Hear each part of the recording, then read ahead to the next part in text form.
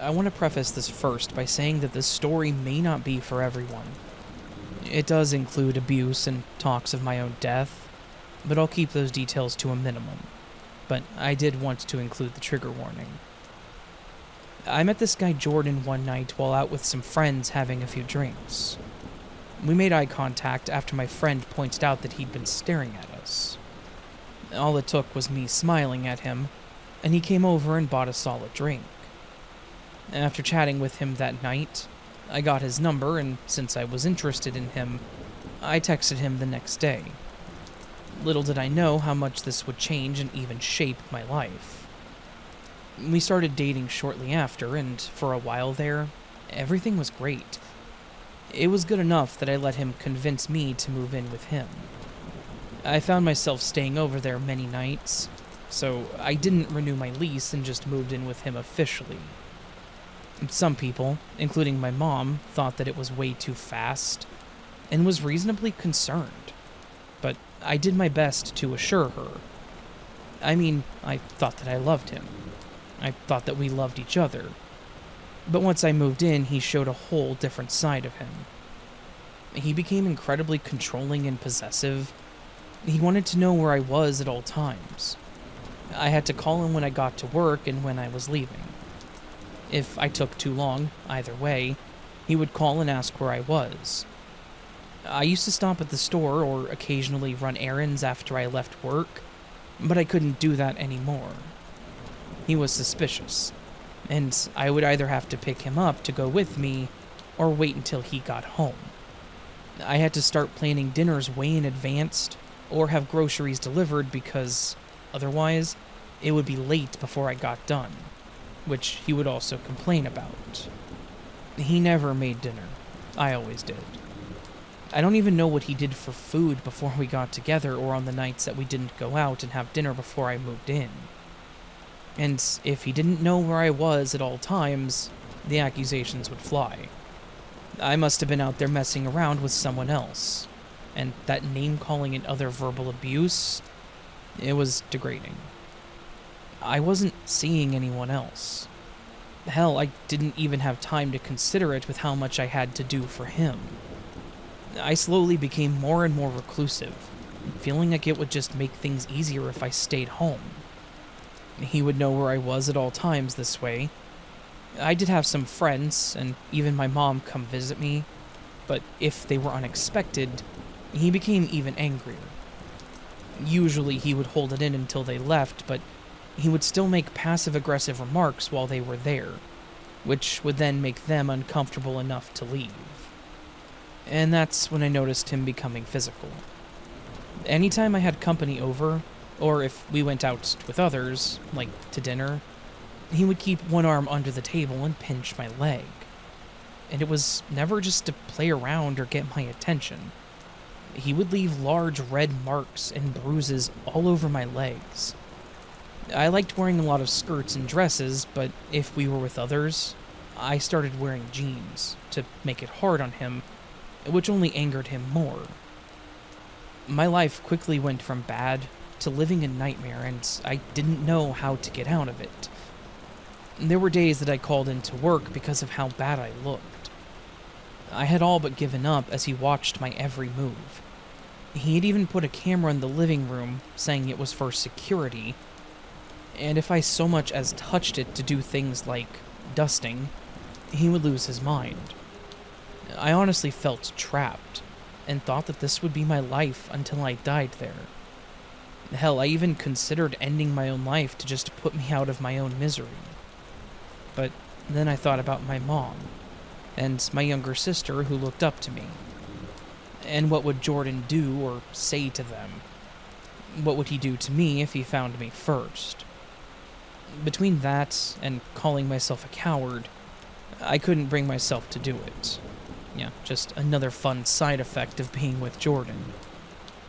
But then, out of nowhere, Jordan came home with news that I never would have expected. He told me to pack my bags because I had to leave. I was confused because I lived there. It wasn't like I had my own place anymore. He then reiterated that he was done with me, that I wasn't the same girl that he got with just a few years earlier, and that he no longer loved me. He just flat out was kicking me out. I was stunned. I didn't know how to react. In fact, I was happy to finally be able to leave, but I knew him well enough to know this couldn't be true. It had to be a test. And if I didn't beg him to let me stay, what danger would I be in then? So I started crying out of fear and confusion, asking him to let me stay, and he never changed his stance. I even asked him if he was seeing someone else, but he wouldn't answer. It wouldn't surprise me if he was, though. So, as he stood over me watching me pack a few bags with my clothes and other essentials, I sniffled as a few tears fell. I hated myself for this part, but I was still fearing it was a test. I stood at the door with my last box and asked if he was sure about this, cringing that he would change his mind. He angrily told me that he was, and shut the door in my face. I got into my car and I burst into tears. But that time, they were out of relief and happiness. I was finally free from Jordan, and I had my life back. My mom didn't really know what all was happening in that apartment, other than she was suspicious of him. I'm sure that she knew something was wrong, but I always told her it was fine, and I even pleaded with her to not get involved. Usually I would get defensive, saying I was fine so that she would let it go, fearing what he might do to me if he found out that I told her. I don't blame her one bit for any of this, and I never would, so please don't judge my mother either. She would have done all that she could for me, but I made sure that she thought everything was fine, so nothing would happen to her or my sister. Anyways, that was the only place I could go. I hadn't physically seen her in months, and when she saw me, we both started crying. I still had bruises all over me, and I know that I looked like hell. I couldn't bring myself to even take care of myself, thinking that none of it mattered anyways. I broke down and told her everything. After a lot of talking and crying, she helped me to unload my car and bring it all back to my old bedroom. My little sister was 17 and was still in school. My mom pretty much kept my room as I left it. I didn't have a bed in there anymore, but my shelf, dresser, and a few other items were still in there. She, of course, told me that I could stay as long as I needed. And, in fact, I know that she preferred it. She loved having me back home. To speed things up, Jordan never contacted me after that day. I didn't understand his reasoning, but it was just like a breakup and we never spoke again.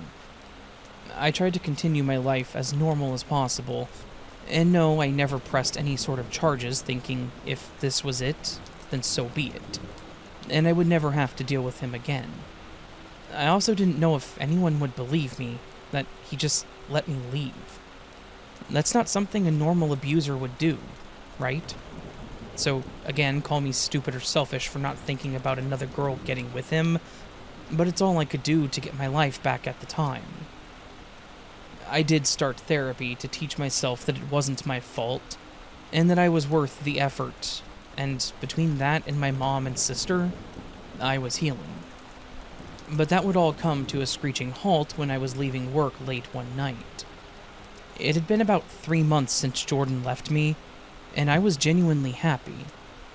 I was still single, wanting to focus on me, but I was enjoying my life with my friends and family again. As I unlocked my car, I didn't notice anyone around me, which is why I was caught off guard when I felt someone come up behind me and slam me into my car.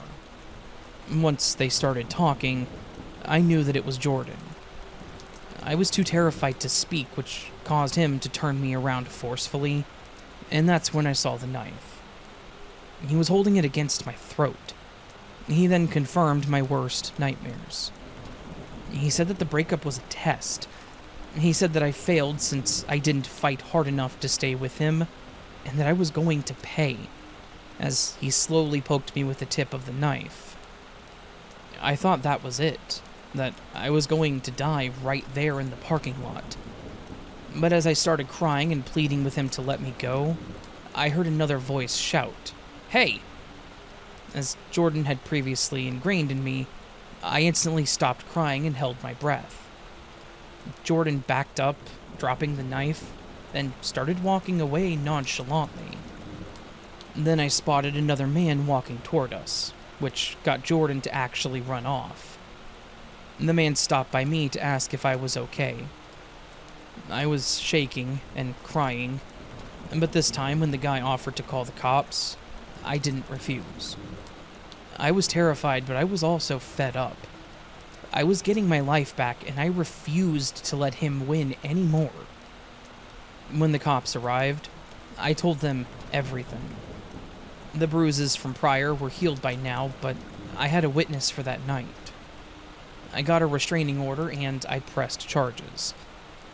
Going to court was difficult, and I almost backed out, but my sister convinced me that I needed to do this, and I knew that I had to. I wanted her to see that I was strong enough and that hopefully I could still be a role model to her. We lost our dad when she was 6 and I was 14, so I needed to make sure that she understood that this was not what a relationship was about. Overall, he was charged with assault that night and spent some time in jail, but not nearly as long as what he should have gotten. I do still have a restraining order, but thankfully I have not heard nor seen him since that night. I've become a much stronger person now, and I'm actually happily engaged to a great man. I've known him and have been dating him for years, and my mom and sister also approve of him. So I think that I am doing much better. So to those of you out there that are in similar situations, just know that you are not alone. And even if it feels like no one cares, I promise you that someone does. I know I do. And thank you for sharing my story.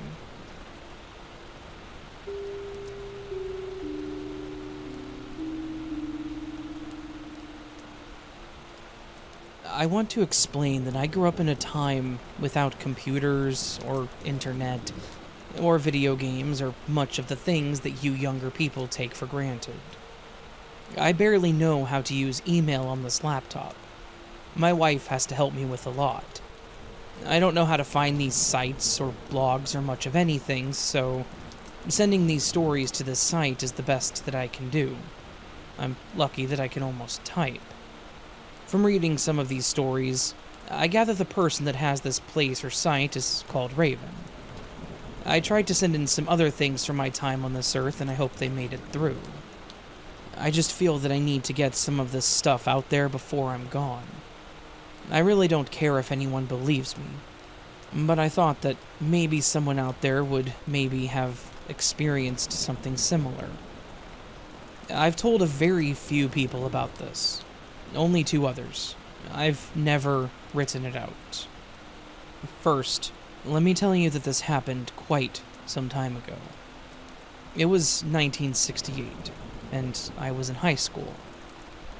I had several friends and we all hung out together. Did the usual stuff that young guys do. But back then, it was our misfortune to have to walk pretty much anywhere we wanted to go in town. Not everyone was born into money. None of us, anyway. There was a scenic drive park/golf course that was 5 blocks from our area, and most all of us guys lived within a block or 2 of each other. I was close friends with one kid. I'll call him Guy. He was a year younger than me, and we used to hang out, go fishing, and check out the girls. Usual young guy stuff. One day, something happened that changed us inside. We used to go to that park and just walk around and see what was going on there. Maybe someone might be flying their model planes. It was common to cut through some of the wooded area for the shortcut. Heck, we knew that park better than the back of our own hands. Guy and I had walked clear around the park and got bored with being there, and decided to head back home. So, we got to this one trail that went up and led through a wooded area. It was a fair-sized area, maybe half a football field, and 5 or 6 large old trees in the middle of the area, with trees and bushes all the way around the edge, and 3 side slopes downward, steeply. And the other end is flat and opens out to the park Blacktop Drive, and one of the exits is right there within a couple hundred feet. And there was a dirt and gravel drive that led into the area from the park's road, and there was a stand of medium-sized trees and sticker bushes and downed limbs. It was on the east side of the drive. The other side of that dirt drive was fairly open. We could take the path and take a shortcut or go on the park road, and then have to walk up a long hill and around some curves that would take longer. So, shortcut it was. And the trail was partially covered, being more just a pathway through and up. We got to the flat area, where it opened up and kind of followed closer to the east side, and we're almost to the other end and close to the drive. As we got close to a tree, we heard a noise down the hill to the east. We thought that we could hear voices, and we figured that it was just some kids coming up an old trail that was never used anymore. We knew that there used to be a trail because there were very old logs for steps that were there, but it was so old and overgrown that no one used it anymore. It sounded like someone was coming up, and it had to be kids. What adult would want to use that? So, we decided that we were going to scare the crap out of some kids. We climbed up in the tree about 25 feet and waited for them to come out into the clearing so that we could freak them out. Well, it didn't turn out like we thought. We waited for a few minutes. It sounded like someone was almost to the top, and then nothing. Our attitudes were mild back then.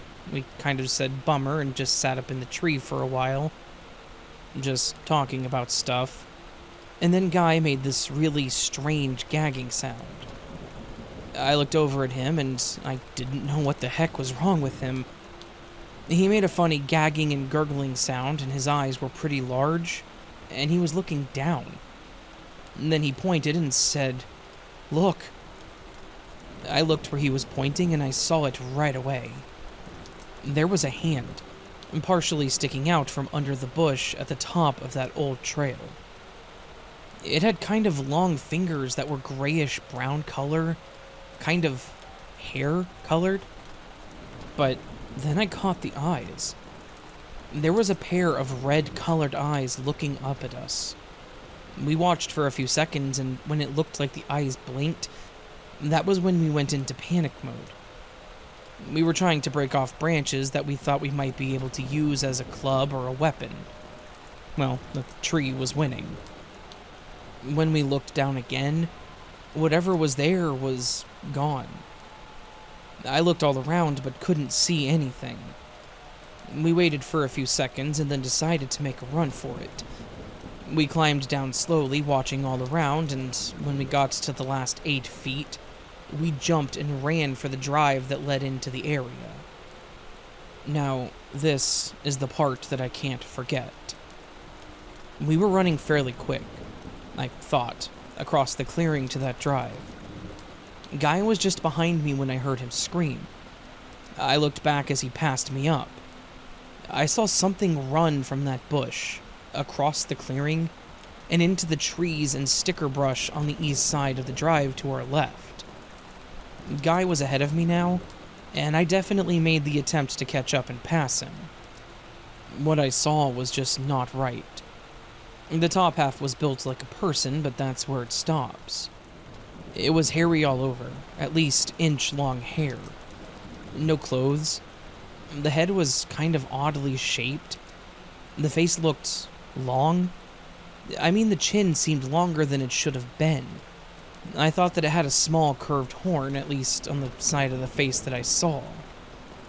It had arms, but the legs did not look right at all. They looked like they bent backwards, and it kind of loped along on all fours, really fast. I'm not sure, but the feet looked like they might have been hooves. It went through that brush and trees and stickers like it wasn't even there.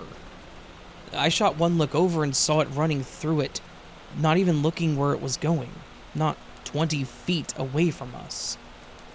The head was turned toward us, and it was looking right at us as it ran. I didn't know if it was going around trees and other things or just passing through them. It was just wrong in every way. It's hard to express the whole thing any other way. It's not supposed to be, that's it. It is not supposed to be. We got to the edge of the park road that led to the exit out of the park. The stand of trees stopped right there at the edge of the park road. We were running faster than you can imagine. Whatever it was that was chasing us, it stopped at the tree line. We did not see it come out, but we still kept running at full speed. I sure was not going to slow down. We ran 5 blocks to my house at full speed, and still didn't feel safe by any means. Crap. We were looking out windows and trying to find my baseball bat and anything else that we could that would protect us. My mom knew that something had happened, and I recall her saying that we looked very pale. I don't know about Guy, but I could not stop shaking for a long time. We told her what had happened and what we saw, but I don't know if she actually believed us. I'm 72 years old now, and that was a long time ago, but I still remember it, like I just went through it. In fact, I talked to my friend Guy only a couple of years ago. We have kept in touch through the years. He made a career in the Navy and had been a Master Chief on a ship before becoming a recruiter. But still, after all this time, I get to thinking about what happened, and I have to question myself about it. Did that really happen? After so many years, you actually wonder. So I asked him, "Say, Guy, I need to ask you about something that has been making me question myself." He asked me, "What's that?" I didn't know how to bring it up other than, "Do you remember that day that you and I were going through that park and saw something?" Now, I'm not kidding you. This is a guy that was in the military for over 30 years. But I watched the color go out of his face. The look on his face told me all that I needed to know. But I asked him anyway. Did we really see that thing? All he did was stare at me for a few seconds, but he didn't say a thing. All he finally did was nod his head in the affirmative. We never said another word about it. And yeah, this was for real.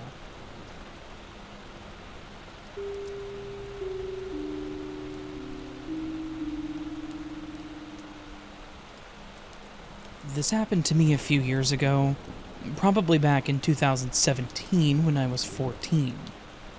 I still think about this encounter almost every day. My dad lives near a small lake in Wisconsin. There are only about 100 people who live in the neighborhood. My brother and I spent every other weekend up there, so we knew pretty much everyone. My dad's house was the second house on top of this large hill. At the very top is a gas station and a diner, where I would work over the summer. At the bottom of the hill was the lake and a small beach. That morning I was waitressing at the diner, and at the end of my shift I bought a slushie from the gas station and was planning on going down to the beach for the afternoon.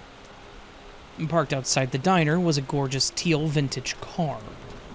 I'm not sure what brand, as I'm not good with that stuff, but it seemed to be from the 60s, and it caught my eye. There was an older man in the driver's seat and his wife in the passenger seat. They had their windows up and I wasn't too close, so I didn't get a great look at them, but I did notice that they were looking at me. I didn't think anything of it, and I started walking home. On my walk home, I remember wondering where they could be from. We don't get many tourists, and I would have remembered if someone drove a car like that. The diner was off of a pretty quiet highway, and it was rarely used by out-of-towners, but I assumed that they were just driving through. My younger brother and I went to the beach that afternoon and hung out for a few hours. When we decided to head home, I packed up my stuff, probably a minute before he did, and started walking home before him. On the walk up the hill, there was probably half a city block's distance between us. He could clearly see me, but we were too far to talk. I heard a car coming towards me, and looked back and moved to the side of the street. It was the car that I saw earlier at the diner. They slowed down as they approached me, and I started to get nervous. The woman in the passenger seat rolls down her window, and I nearly crapped my pants. They both seemed to be wearing hyper-realistic latex face masks. There seemed to be no beginning and no end to the mask. There weren't any noticeable holes for the eyes, yet their eyes definitely seemed real. And there was no seam at the edge of the neck. If they were wearing masks, they were some of the best masks that I've ever seen, and must have cost a fortune. But it definitely was not their skin. There's no way. Something about them was so off. The woman asked me for directions to a highway that I've never heard of. I didn't drive yet, so this in itself wasn't weird. But I pointed them to the highway by the diner that leads out of town. They thanked me, rolled up the window, and drove away. I ran to my brother and told him what happened, and he said they looked pretty normal when they drove past him. But they looked normal to me that morning as well. The masks were too good. You had to be close enough to notice how strange they looked. There was just something so unsettling about them. They didn't really do anything odd except ask a girl who was clearly too young to drive for directions. But it was a very small community. I might have been the first person they had seen in hours. It was just the way that they looked. I had never seen anything like it, and I haven't seen anything like it since then. I mentioned it to my dad when I got home, but he didn't have much to say about it. I still feel deeply unnerved when I think about it, more than 6 years later. I don't believe in much of the paranormal stuff, and I do think that they were human. But why the masks? What were they doing there? And why ask a child who is obviously too young to drive for directions to a highway? Has anyone ever experienced something like this before?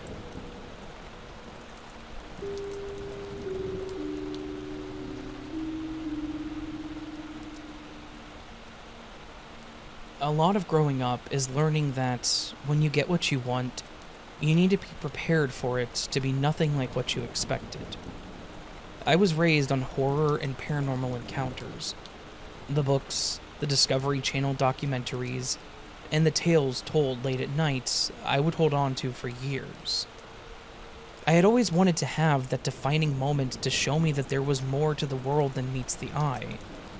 And there were small brush-ins, knocks on doors, odd noises, seeing things out of the corner of my eye, but all that could have been my mind playing games on me late at night.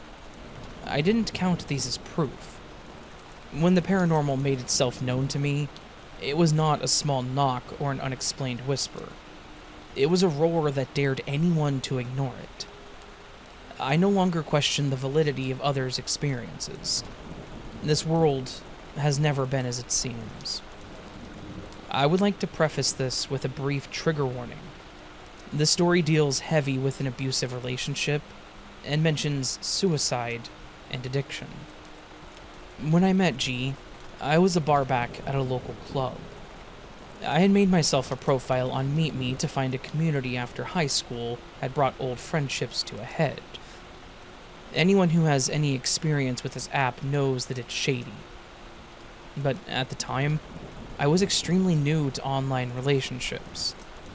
I didn't have the slightest bits of self-preservation. And that being said, one night after a shift, I allowed this stranger to take me out to the desert to watch the stars. He was soft-spoken and sweet. He was attentive to my words with his intense stare. I was enamored by his tattoos. and how he smelled of musky cologne. He told a gripping story of how he had just returned to the state after being left for dead by a gang he used to work for. He was a bad boy. I ate it up. Before long, G was my boyfriend. I learned he lived with his grandparents while he got his life together. He spent his time off volunteering for the elderly because he felt he owed the world more after being a delinquent in his gang years. He told me his grandmother wouldn't appreciate me staying the night with him, so I would always head home after we spent time together.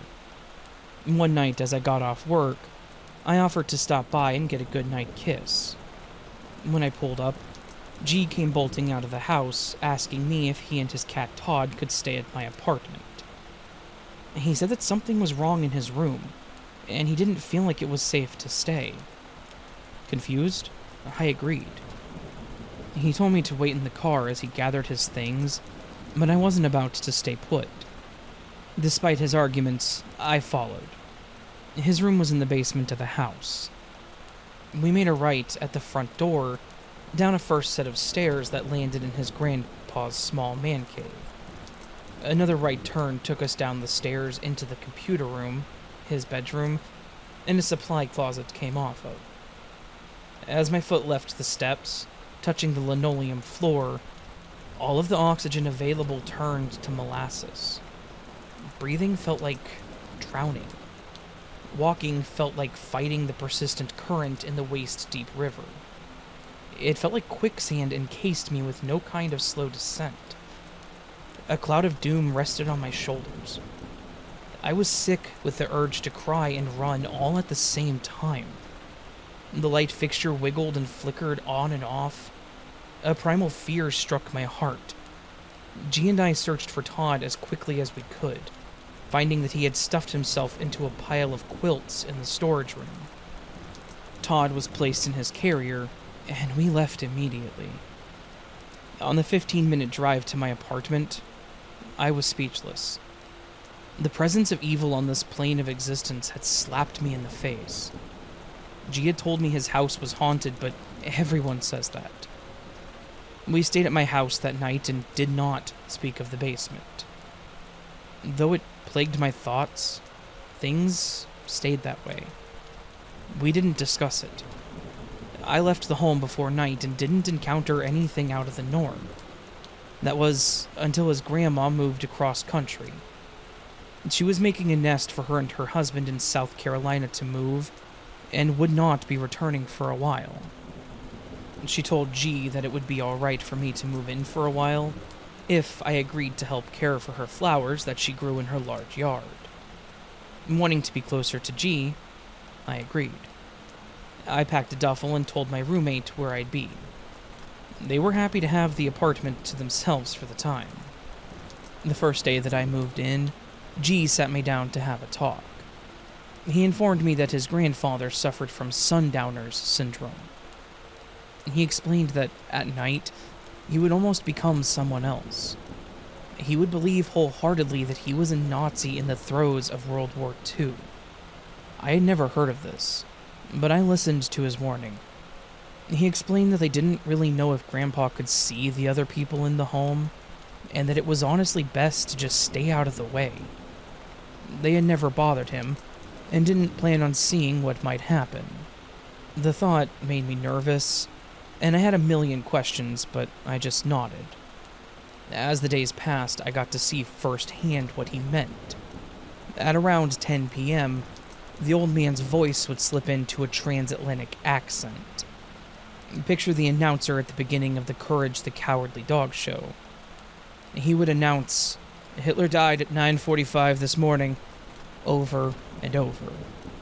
He would march the house and make other random announcements before retiring to his man cave to watch Cops and bark slurs at the screen. During this time, he would sit in his recliner and eat an entire head of lettuce, dumping a bottle of red vinegar over the leaves. He'd grunt and chomp, lettuce dripping down his chin and across the floor. We would stay in his room from that point on. I got used to the routine, and I felt bad for the man.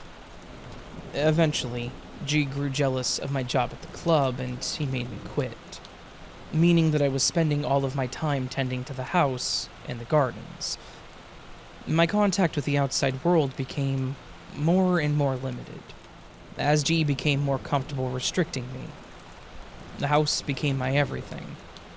I would wake up in the morning, feed the dog and cat, clean up his grandpa's messes, tend to the garden, and then watch TV.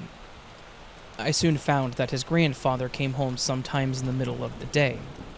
The first time he came to the door yelling and scatting like a jazz singer in his transatlantic accent.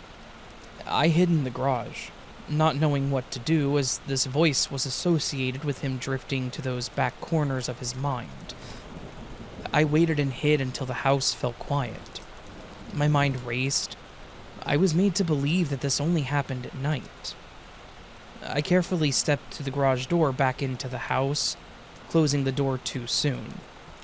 I was not alone. Grandpa stood at the top of the stairs to the man cave, his broad shoulders upright at attention. "Do you know the enemy?" he growled, his voice gravel. My mouth opened and closed silently. Did he know I was here? "Do you know the enemy?" he repeated.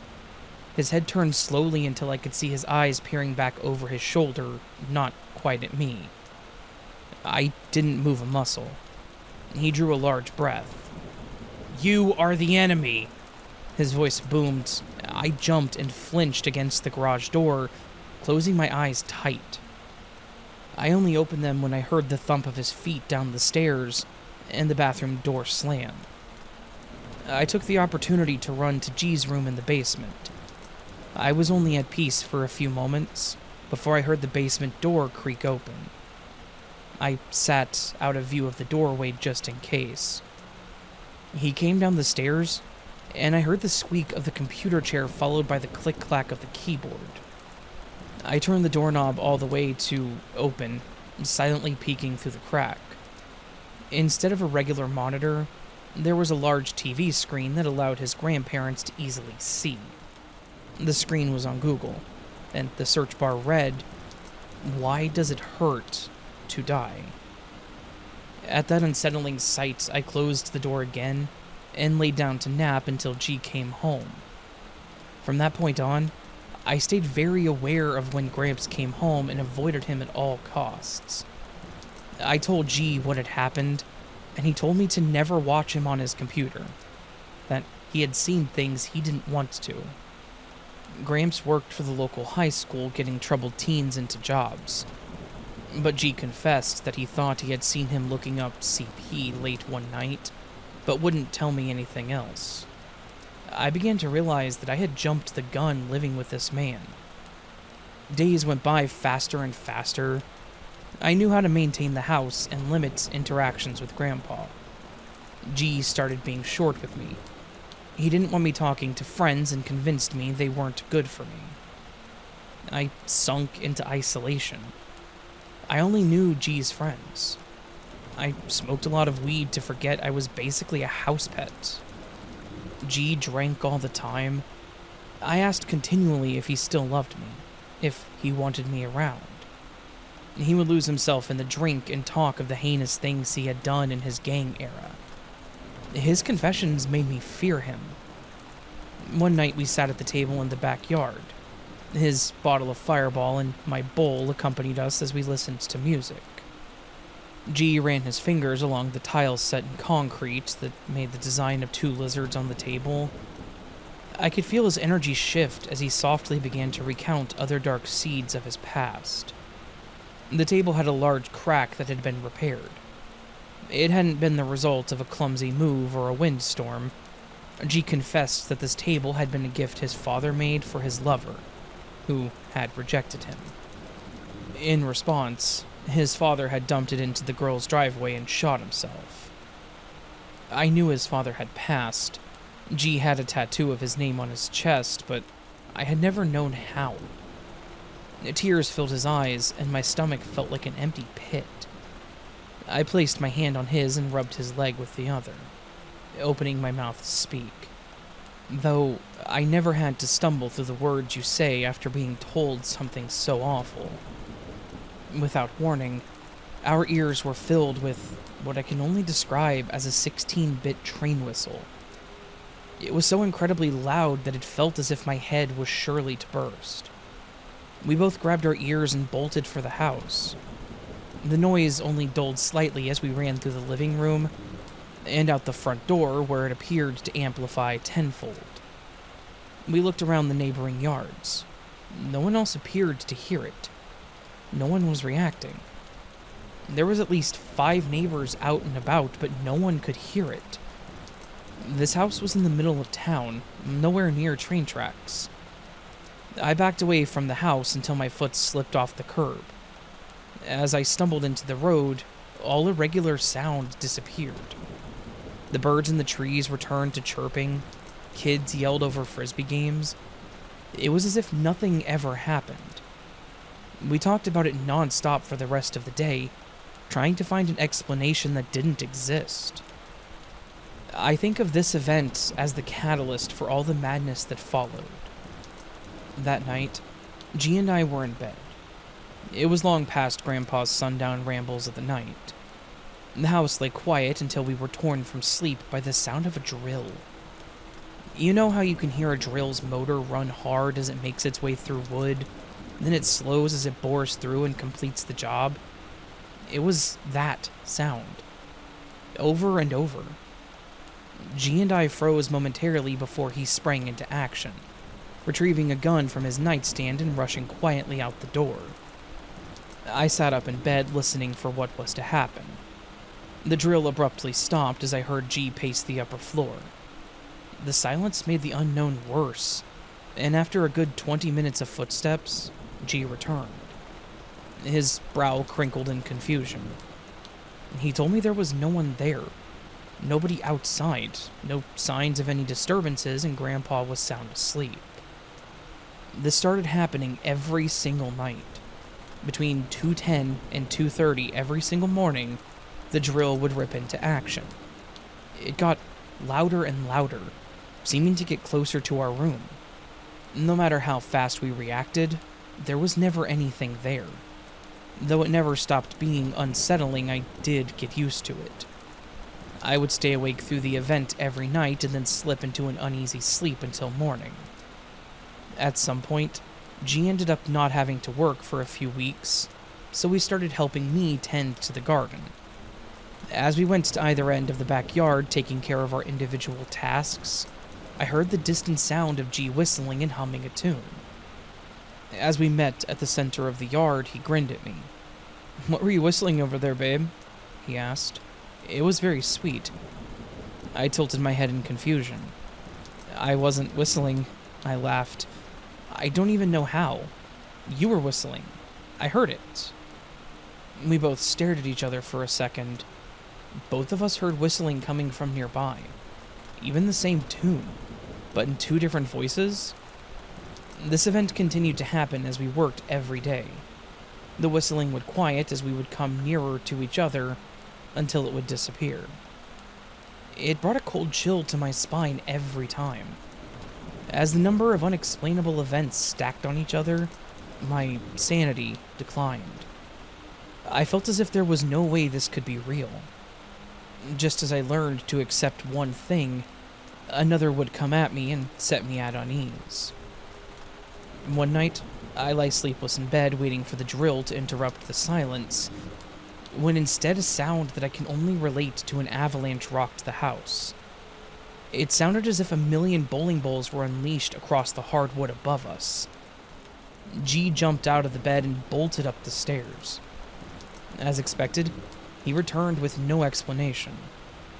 As he sat on the edge of the bed wringing his hands, the thump-thump-thump of tiny children's feet running upstairs rocked the shelves and the walls. We didn't move. We didn't check. We knew nothing had changed in the 2 seconds since he had checked the upper floor. I found my way back to sleep eventually, though it didn't last long. I woke up after however long later to a full-body panic. I couldn't move. I couldn't draw in any air. My eyes snapped open to G's dark glare boring into me, almost through me. Hot tears welled out of my eyes as I realized the reason I couldn't move was that G was on top of me. His hands were firm around my throat, and he was trembling. His grip tightened and a dry groan escaped my throat. As blackness started to cloud my vision, he let go.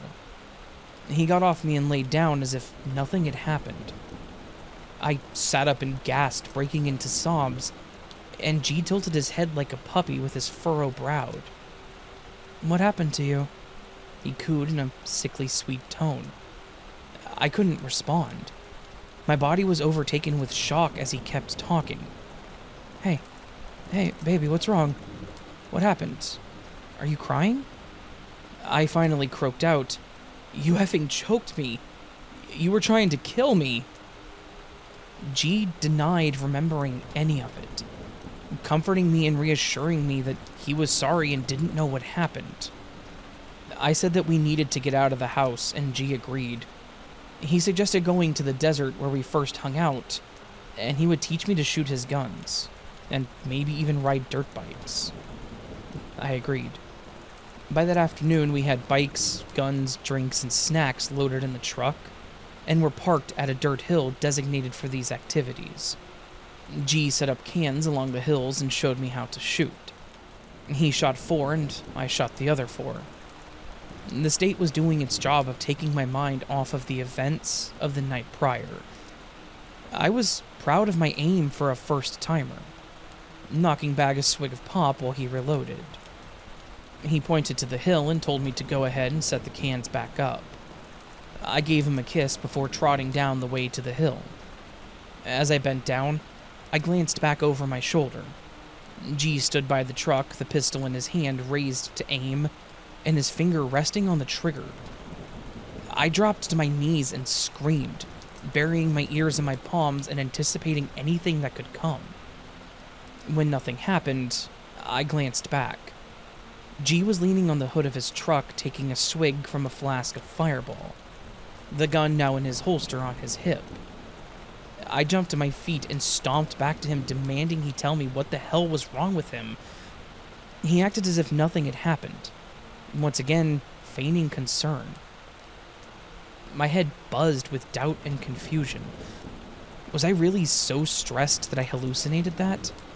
It made no sense.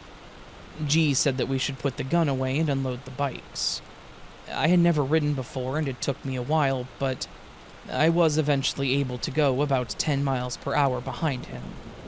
He took me up and around hills and showed me some pretty places. We would stop to chat and take sips from our drinks, and I was beginning to really enjoy myself. G kept leading me, going easy for a few hours before coming up on a hill and taking off down the other side where I couldn't see him. I laughed to myself and my heart thumped with excitement. Was he challenging me? I sped up the hill after him and realized as soon as I hit the top that there was basically nowhere to go but straight down. Before I could evaluate the situation further, the sand under my tires slid as I began down the hill. My head snapped up as I panicked. I couldn't remember how to stop. I held on with white knuckles as I bounced uncontrollably down the slope. As I thought my fear couldn't get any worse, 2 men came into my peripheral vision from behind a large bush with guns drawn. I was soaring right through the range of another shooting area. The men's hands flew in the air as they yelled out in surprise. "I'm so sorry," I screamed, finally finding the brake as my bike went up the next slope where G waited. His helmet was off and his face was beet red with laughter, not the concern I had expected. I looked behind me to see his tracks in the sand. They went around the edge of the range, and he knew right where he had led me. I took off as fast as I could back to the truck, climbing in and sitting silently as G prepared us to leave. This man was not who I had previously known. Not at all. His once endearing and gentle voice was now unsettling. The calm way he spoke about everything in the past day made me nauseated. I wanted out, and G knew it. After that day, G started taking my phone when he left the house. I didn't have access to anyone. My messages were monitored. The drilling bit sounds at night started interchanging with the bowling ball-like rumbles. Grandpa bellowed through the night about war and Hitler. G dipped back and forth between being loving and being a monster. I didn't know what to do. One day I found myself trapped in the kitchen as Gramps came home from work. He seemed to be in a normal headspace, so instead of hiding away, I decided to talk. I asked him if he had ever experienced anything paranormal in the home. The old man froze as he stared into the fridge. His head bowed for a second as he sighed, and he pulled up a chair to the table.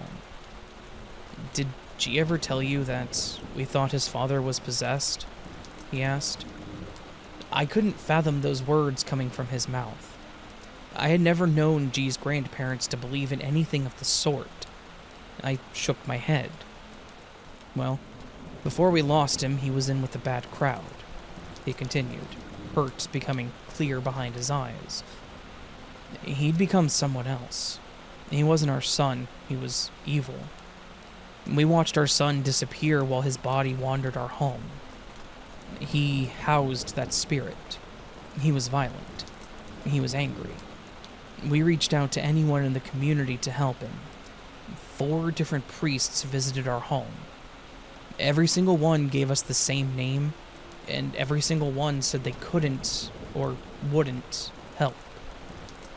The man's lips trembled as he pulled a sticky note from the stack on the table. He wrote a name with a pen taken from his shirt pocket, briefly showing it to me before turning on the gas stove and burning it to ash. "We promised we would never speak the name. I hope that you understand, and I'd appreciate it if you followed suit." The letters on the paper danced through my mind over and over as I nodded. "It took our son." He stared out the front window as the smoke from the charred note cleared the area. "I don't know why it's still here. It took our son." I didn't know what to say. Grandpa turned from the conversation and back to the fridge. I sat at the table with this new information stirring my brain to a mush. Is G possessed? Is his family just full of nuts? Days passed and I became more and more afraid. I wondered if G would do to me what his father had done to his ex if I left. I didn't want to be responsible for someone else's life. I slipped into an autopilot and tended to my chores. I avoided G when I could as I racked my brain for a way out. I didn't know what to do. The nightly sounds of drills and avalanches kept me awake. I had begun roaming the house to try to find my sanity and an explanation that I'd never find. G slept peacefully as though he could no longer hear it, and I was thankful as I didn't find his presence comforting. As I lie in bed one morning, after a night of failed ghost hunting, I drifted to a troubled sleep plagued with nightmares. I woke to what sounded like an ocean's waves swishing in my ear. I lay still, my eyes flicking back and forth as I tried to figure out what I was hearing. It was only in my left ear. I shook my head and the noise persisted. I had to wake G up as I needed help. I called his name, shaking his shoulder until his eyes opened. "I need you to look in my ear. There's something wrong." He sat up and grabbed his phone, turning on the light as I tilted my head for him to see. He took one glance and gasped, telling me to hold still. My heart raced as he grabbed a tool from his nightstand and slowly poked at my ear. The sound abruptly stopped as I felt tiny feet crawling across my cheek and up my temple. I screamed and soared to my feet, slapping away at my hair. There were earwigs in my ear. Not 1, 2. I ran up the stairs and threw myself on the couch, knees to my chest as I heaved and cried. I stared straight ahead of me as G laughed it off and went to take a shower. I stared out the sliding glass door in front of me as I sat alone. A Vanta black figure shot across the yard and up the tree in front of the window. It was broad daylight. There was no explanation for it. The sight made my stomach sink. Until now, everything that happened had been auditory. It wasn't so much fear that I felt anymore, but resignation. With all the chaos I was enduring daily, I had almost hoped that whatever was doing this would just take me away. But I was stuck. I wish that I could say that there was a big resolution to this, but here's how it ends. G's grandma returned soon after I saw that figure. After a week of living back home with me there, she went on a rampage and kicked me out. I pretended to be upset when it all happened. I packed my bag that I had come with and went back to my apartment. As soon as G was back at his own place, I broke up with him. G lost his mind very briefly and then exited my life. To this day, this brief period of my life leaves me with a million questions that I'll be fine never knowing the answer to. I learned firsthand that evil exists in many forms, and that there is more to the world than everything that we can see.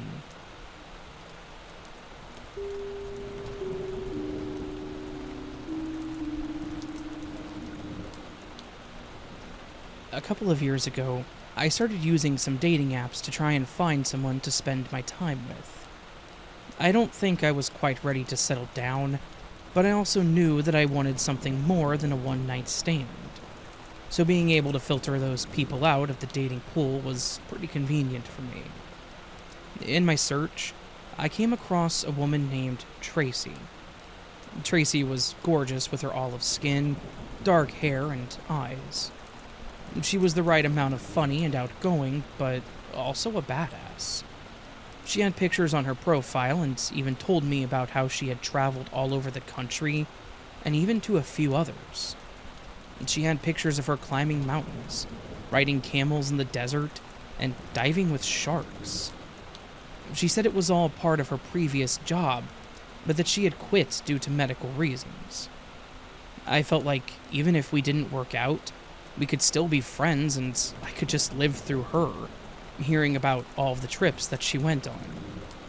So, to say that we had been talking for a while would be an understatement. We chatted, which turned to talking on the phone and even video chatting. I had no reason to doubt her authenticity.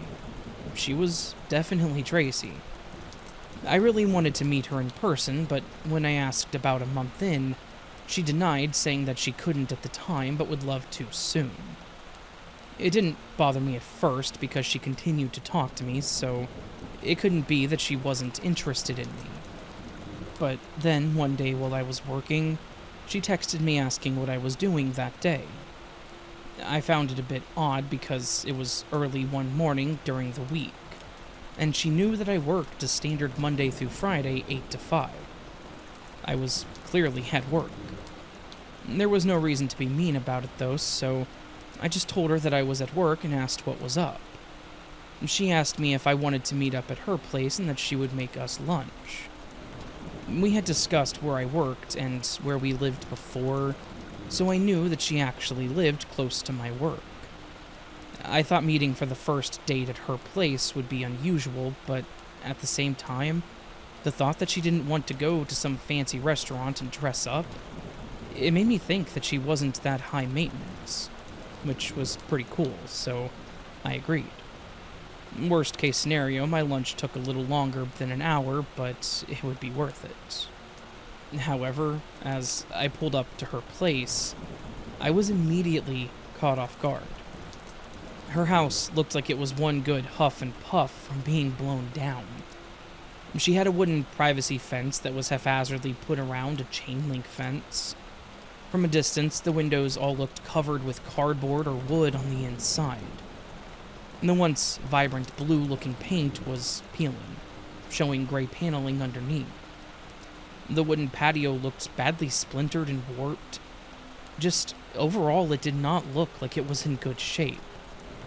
I was seriously starting to think that I was being set up, but why? What had I done to cause this?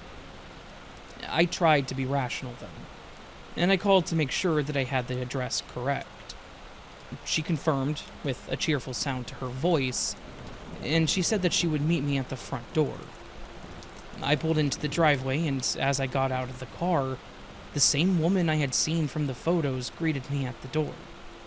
The only difference was that she looked a little more casual. She didn't have any makeup on, and her hair was just in a messy bun, and to be honest, she looked great. I like confident women that don't have to overdo it. So, looking past the house, I told myself that maybe she can't afford it, or can't do it herself, or just hasn't had the time to work on it. Whatever the reason, it wasn't a game changer for me, and surely the inside would look much better. Surely. I would love to tell you that I was right, but unfortunately I really can't. It was way too dark. As we entered the front door, the lights were off, and when I expected her to turn them on, she apologized but said that she didn't have power. I didn't know how to respond to that, so I just looked around the best I could and could only say, "Oh, I gotcha," as I spotted a single candle burning on what I assume was a coffee table. And that's when it all started to come out. She said that she refused to use electricity in her home because she knows it's part of a government conspiracy. She said they use it to take too many people hostage in their own homes. But she didn't even mean it like TVs sucking the life out of people. She meant like they use the electrical waves to get into your head. As she ushered me to the kitchen, she explained how she used to work for the government, and she saw some pretty crazy things, which was part of why she quit. Because she knew that they were making her sick, worried that she knew too much. So now she only charged her phone, laptop, and tablet when she went to the library or local coffee shop. She explained how she was okay with using them at home in small doses because their power was strongest through anything plugged in. But she only used electronics in her closet because she covered it in some kind of protective film she got from some guy online. I couldn't make this stuff up if I had to. At this point, I kind of zoned out as I looked around her kitchen. It was still dark, but there were several large candles placed around the table, as well as many more lining the counter. She even had one burning right next to the little gas camping burner she was using to make what I assume was our lunch. And that's where I started to really feel uncomfortable. Where had this part of her been hiding? She seemed so normal the whole time we talked, so where was this hiding? Or why didn't she speak of any of this before? And in her case, why not try to find someone on conspiracytheoristlookingforlove.com instead? Surely, since we were both still looking for someone in our 30s, she hadn't had much luck either. So why not be upfront with that kind of thing?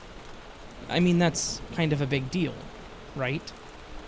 So call me an ass, but it was way too much for me, and I didn't want to take the chance of getting blown up, so I asked if I could use the bathroom. She happily pointed it out to me, and I calmly, but quickly, ran to the bathroom, immediately pulling out my phone. I texted a buddy I worked with, who knew that I was going to be here, and I told him that I needed out. Telling him I would explain later, I asked him to call me in 5 minutes, saying that they needed me back at the office ASAP, so I had a reason to leave without looking like a jerk. I put my phone back in my pocket, flushed the toilet, and washed my hands, thankful that she at least had running water, and I made my way to the door. However, I was startled to see her standing right on the other side, holding a single candle. I nearly screamed when I saw her, but then tried to laugh, commenting that she scared me. She didn't budge, and instead, without even breaking eye contact, she asked me what I was doing on my phone.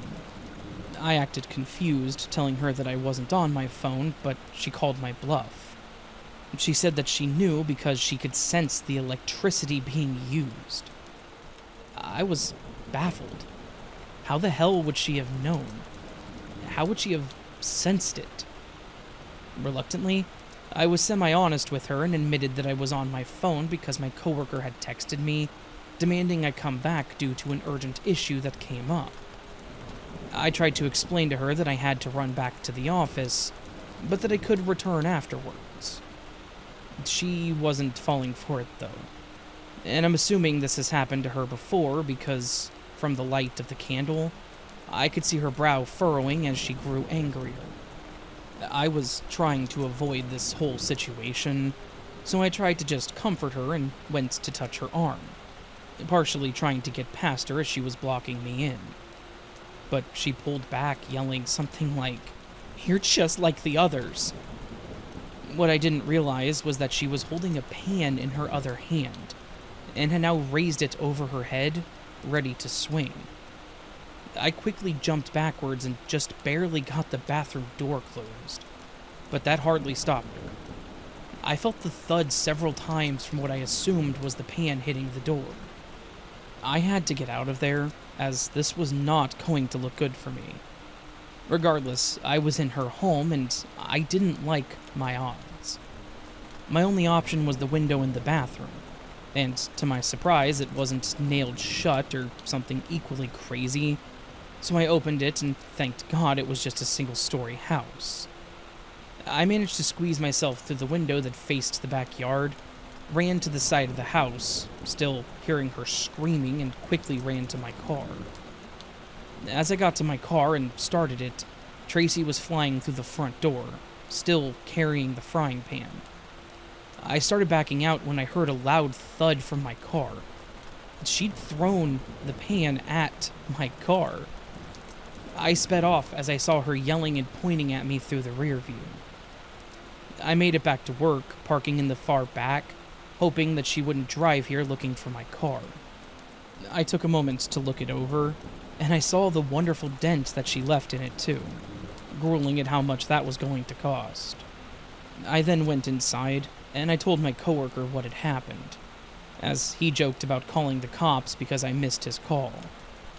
I explained it all to him, and while he thought it was the funniest thing, he also said that I could press charges so that she had to pay for the damage.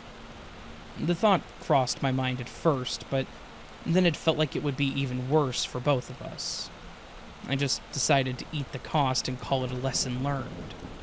Public places only from now on, and I should probably just be honest with my dates when I don't think it's going to work.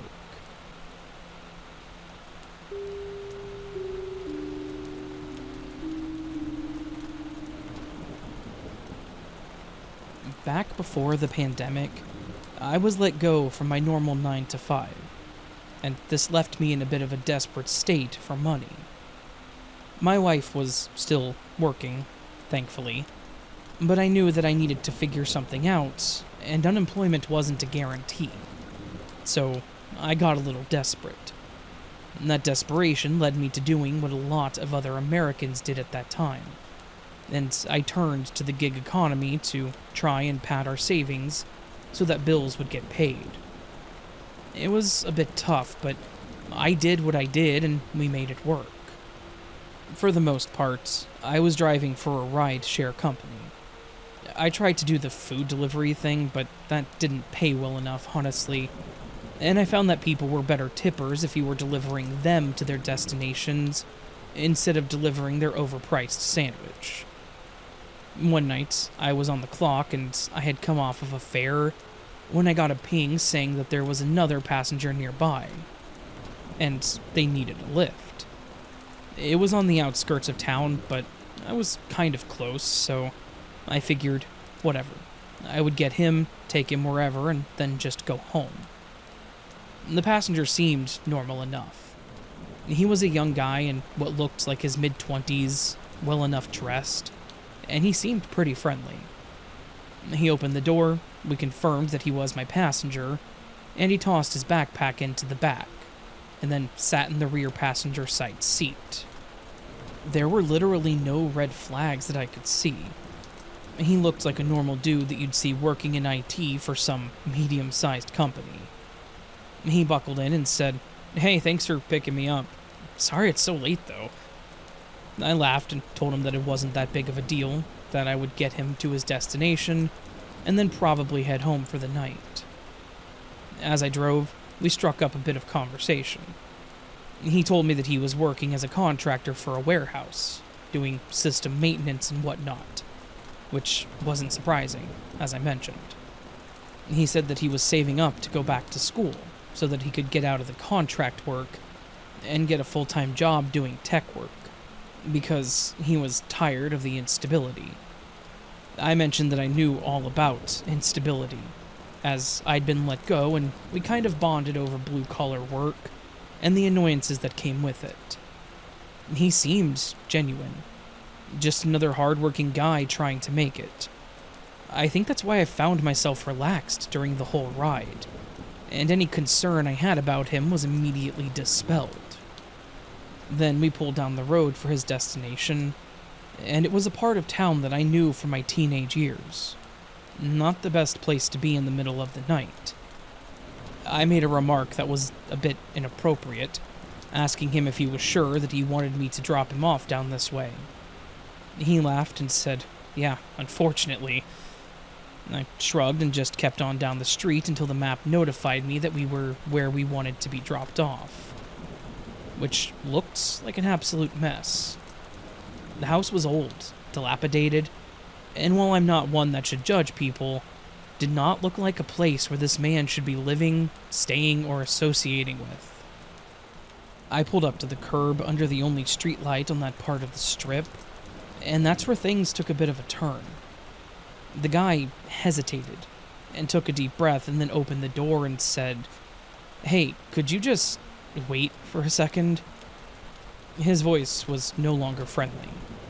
It sounded almost scared as he asked, but before I could even respond, the front door of the house swung open.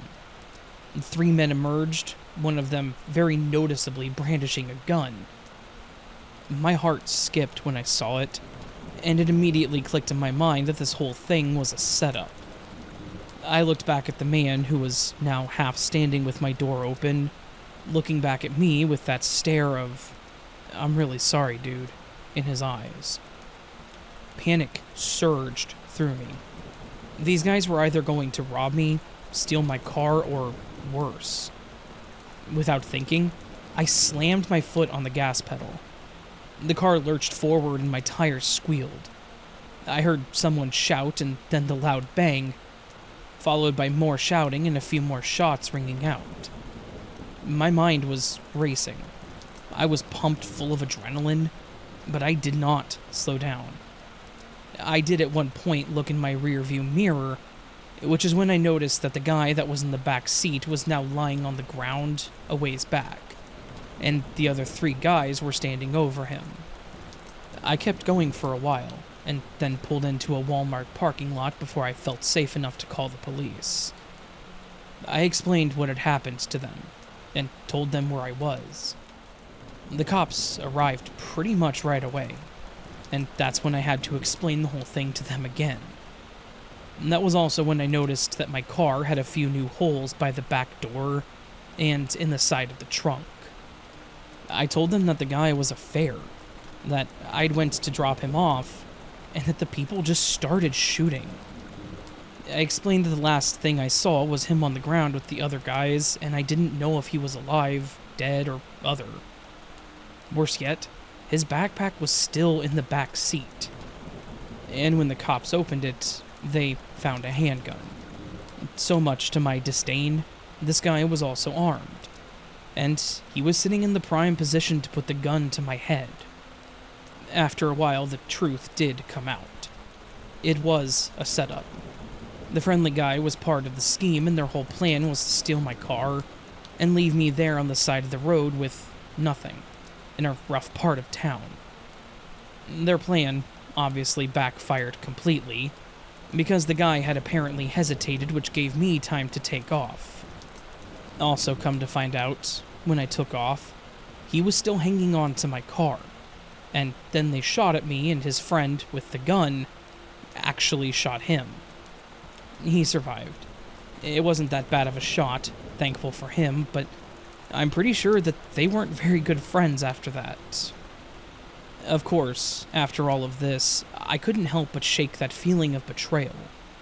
The guy seemed normal, decent. and we developed that quick, momentary friendship that you create with people. I ended up going back to the food delivery gig. It paid less, but there were fewer chances for things like this to happen.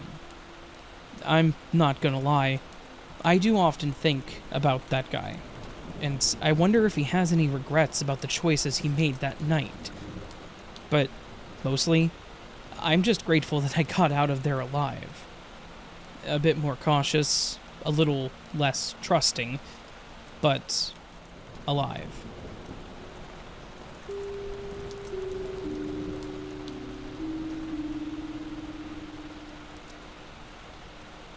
This happened around 10 years ago, give or take about a year. I just found out about this subreddit, and I thought that it was worth posting.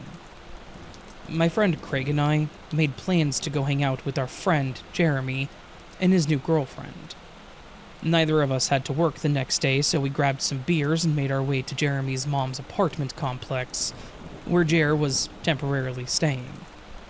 When we got there, we went out into the woods behind the apartment complex to drink. This wasn't just a little patch of trees, but a good-sized patch of forest. For context, this was in New York State. It was a nice fall day, late afternoon, and the sun was still out. We finished the beers and decided to go get more. So we go to the store to get some more beer, and head back to the apartments and enter the woods. This was autumn, and the light outside was right at that stage where it starts to very quickly fade. We underestimated just how dark it would be once we were in the woods, and how fast the light was fading away. We planned on making a fire, but didn't really count on it being so dark when we got back. So we're walking into this sort of clearing area, from where we can choose to head off in a few different directions. We're having a good time, laughing, talking, but something not too far in the distance catches my eye. It's too dark to tell, but I swear that I can see a very large figure. No, it's too big. It's probably a tree or just your eyes messing with you. So, as Jeremy is gabbing in the background, I ask Craig as an aside if he can see something standing up ahead. And he's like, "Nah, where? Oh, wait, there. Oh, crap." We were still walking, and it was becoming clear that I wasn't seeing things. There was a very large person standing in the forest up ahead, apparently facing us. So I tried to get Jeremy's attention without cluing the big guy in that we've noticed him, just in case something sketchy is going on, which I get the serious feeling there is. We tell Jeremy that there's a person up ahead, but Jeremy is in a jovial, no-chill state, and he exclaims, "Holy crap, is that Bigfoot?" We humor him and laugh, but it's clear to Craig and I that this is actually creepy, and probably not a safe situation. And it's clear that Jeremy is not understanding that. It's hard to communicate the pacing of our approach onto the guy, but essentially we had gotten too close not to acknowledge him, partially because it took us a moment to get Jeremy's attention, and partially because we weren't trying to just turn around and run like we were scared. There were 4 of us, and 1 of him after all. But this was a big guy. Not supernaturally big or anything, and not like he was jacked or anything like that. Just a naturally gigantic dude. Very tall and heavy without being particularly fat. And he was just standing there, in the middle of the forest, in the dark, alone. So as we approach this guy and just sort of say hello, Jeremy, the absolute fool that he was, gets way too close into this guy's personal space as he enthusiastically tells him about how scary he looks, standing in the woods alone. "We thought you were an alien or something, bro. I thought you were gonna jump up and blah." Jeremy mimes an extra set of teeth coming out of his mouth like a xenomorph from the Alien vs. Predators movie, all up in this guy's face. To be clear, Jeremy is not trying to be intimidating, or a jerk in any way.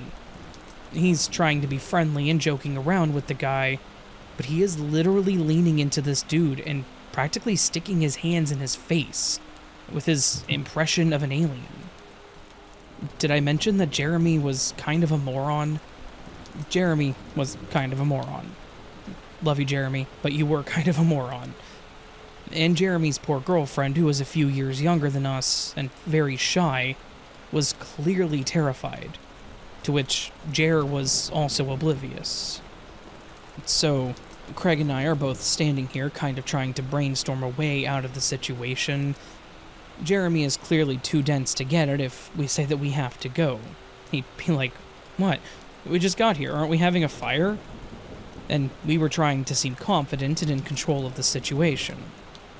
The big guy says, "Oh, you guys are drinking. I got some drinks too." And he walks over to the tree line where he has a bag laying beside a tree. He reaches into the bag, and while he grabs a beer with one hand, he sneakily sort of pulls something else out with his other hand and places it into his hoodie pocket.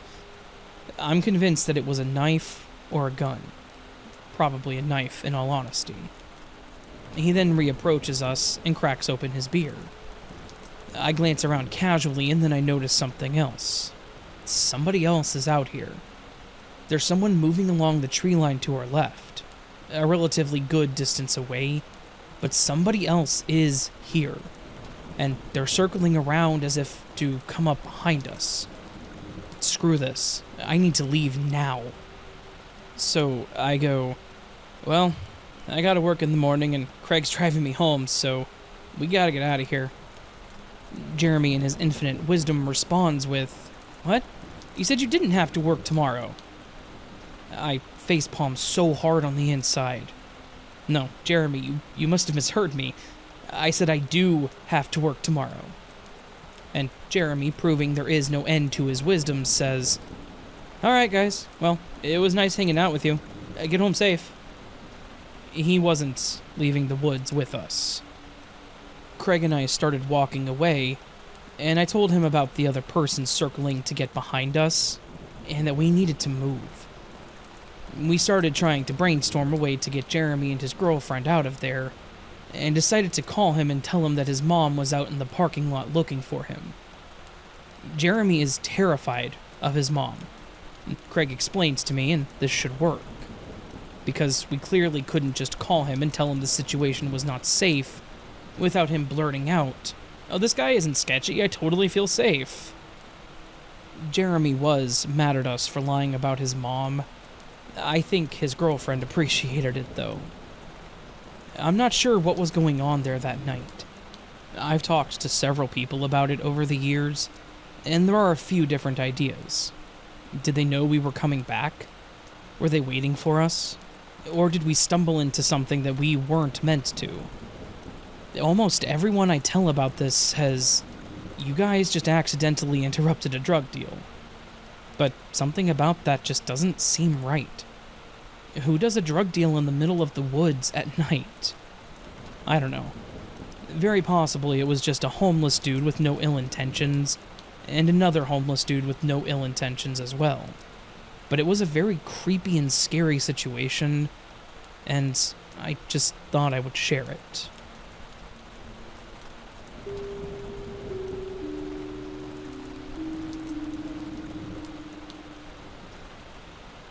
I'll start this off by saying this. Me, and all other people mentioned, are neurodivergent. But I'm 100% sure that these stories are true. At least, the ones that happened to me. But no one else had any real reason to lie about their stories, so I believe them as well. And this will be a few different situations that have happened over the span of almost a decade. For context, all of this happened on the same property, which is owned by my grandfather on my father's side. I will keep area descriptions vague, as I don't want to accidentally dox me and my family. I'll start with my first paranormal encounter. I was probably about 4 or 5 when this happened. Now, just as some more context, we live in a double-wide trailer with a few add-ons attached to it. An extra room and 2 porches. In the middle of the trailer is a hallway, and off of this hallway is a door leading outside. During the fall/winter, we always cover the door with a huge, really thick curtain to help keep the heat in. Now, to the story. I was walking down the hallway and suddenly a gaunt, pure white hand with long nails reached out from under the curtain and grabbed my ankle. Strangely, this is where the memory ends. I have no clue what happened after it grabbed me, no matter how hard I tried to remember. Ever since then, I noticed that I've subconsciously tried to avoid going near that curtain. Like, I walk on the opposite side of the hall whenever I have to pass it. A few years later, when I was about 6, I saw a black humanoid dash across my bedroom walls and then disappear. I mean this in the sense of it floating from one corner of my room to the other extremely fast, and then disappearing. Naturally, I was terrified, and I ran to my parents' room crying about how I saw a ghost in my room. They told me the generic, it was just your mind playing tricks on you BS to try to calm me down. Admittedly, that worked, and I soon stopped crying and went back to my room to continue whatever it was that I was doing. Later, when I was about 10 or 11, I saw another black humanoid. Only this time I was with my mom. We were walking over to my aunt's property, and she's our neighbor, so it's maybe a 2-minute walk from our trailer to her camper to see about picking some apples off of one of her trees. We turned left to get off the road and onto her property, and about 20 feet away from us was a black humanoid. It was just hovering there with its arms out, almost in a T-pose, except its arms were turned up. It also didn't seem defined. For example, look down at your arms. You can clearly see where it ends and what behind it begins. This thing didn't have that clear end of its mass. It seemed almost to blend in with its surroundings. It was also more like a person's silhouette instead of a person. I didn't feel like it was malicious, but I could feel its stare, even though it didn't have eyes, or any features for that matter. I could feel it staring at me, like it was trying to tell me something, and it disappeared soon after. I didn't know what that something was at the time, but now I think it was an omen for what was to come, based on the next event that I'll tell you about. The next event that happened when I was 12. As a basic description of our trailer, when you enter through the front door, to your right will be the kitchen and dining room, and to your left will be a sort of living room. Basically, it just has a rocking chair and a wood stove.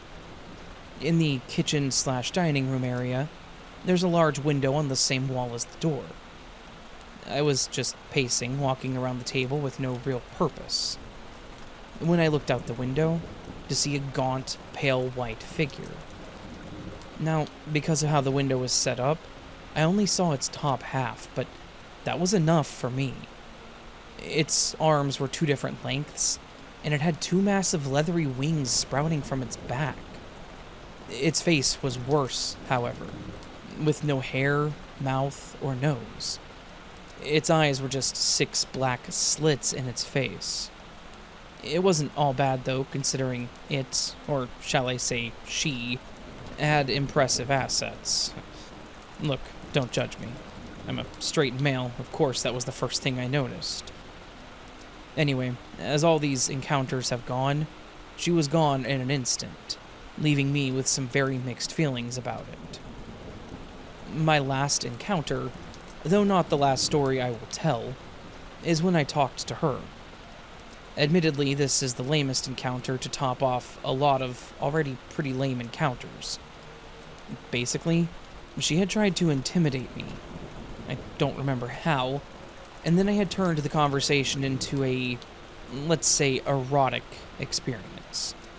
Yes, I was 12 when this happened, but it was not at all innocent, and also going through puberty, so... Moving on to something more interesting. This happened with her standing on the roof above me. I was in my bedroom and us talking back and forth like how a person talks to another person, and it all ended in her just stopping to respond. I was talking to my dad about some of the above experiences, and he told me some of the things that he had experienced. Now, my dad also grew up on this property. Hell, he was literally born here. As in, not in a hospital, but literally on this property. He said that when he was growing up, he would often see a man walking around, only for him to disappear shortly after he saw him. And one time he saw this man walking up a hill. Later on, this was actually fairly recently, it was really foggy out, but he had to water the greenhouses, so he went outside. He watered the first one and started walking to the second one. After a while, he said he was thinking, "Man, I should have made it to the other greenhouse by now. What's going on?" He was walking up a hill when he decided to check his phone, and he noticed it was an hour later. He then realized that he was wearing the same clothes that the man he saw when he was a kid was wearing, and that this was the same hill.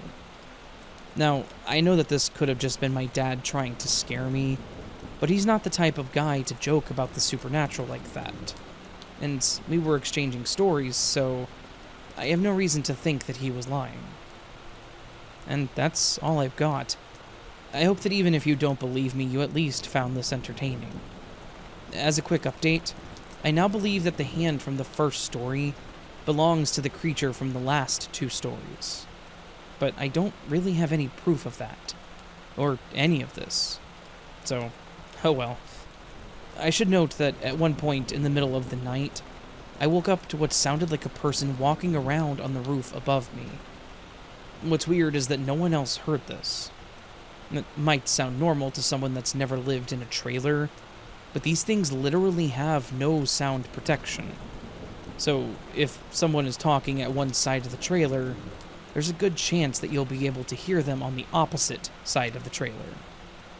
Well, that's all for me. I love the stuff you make, Raven, and I hope you keep it up for a while yet. You're probably my favorite narrator at this point. Well, thank you very much, and I plan to.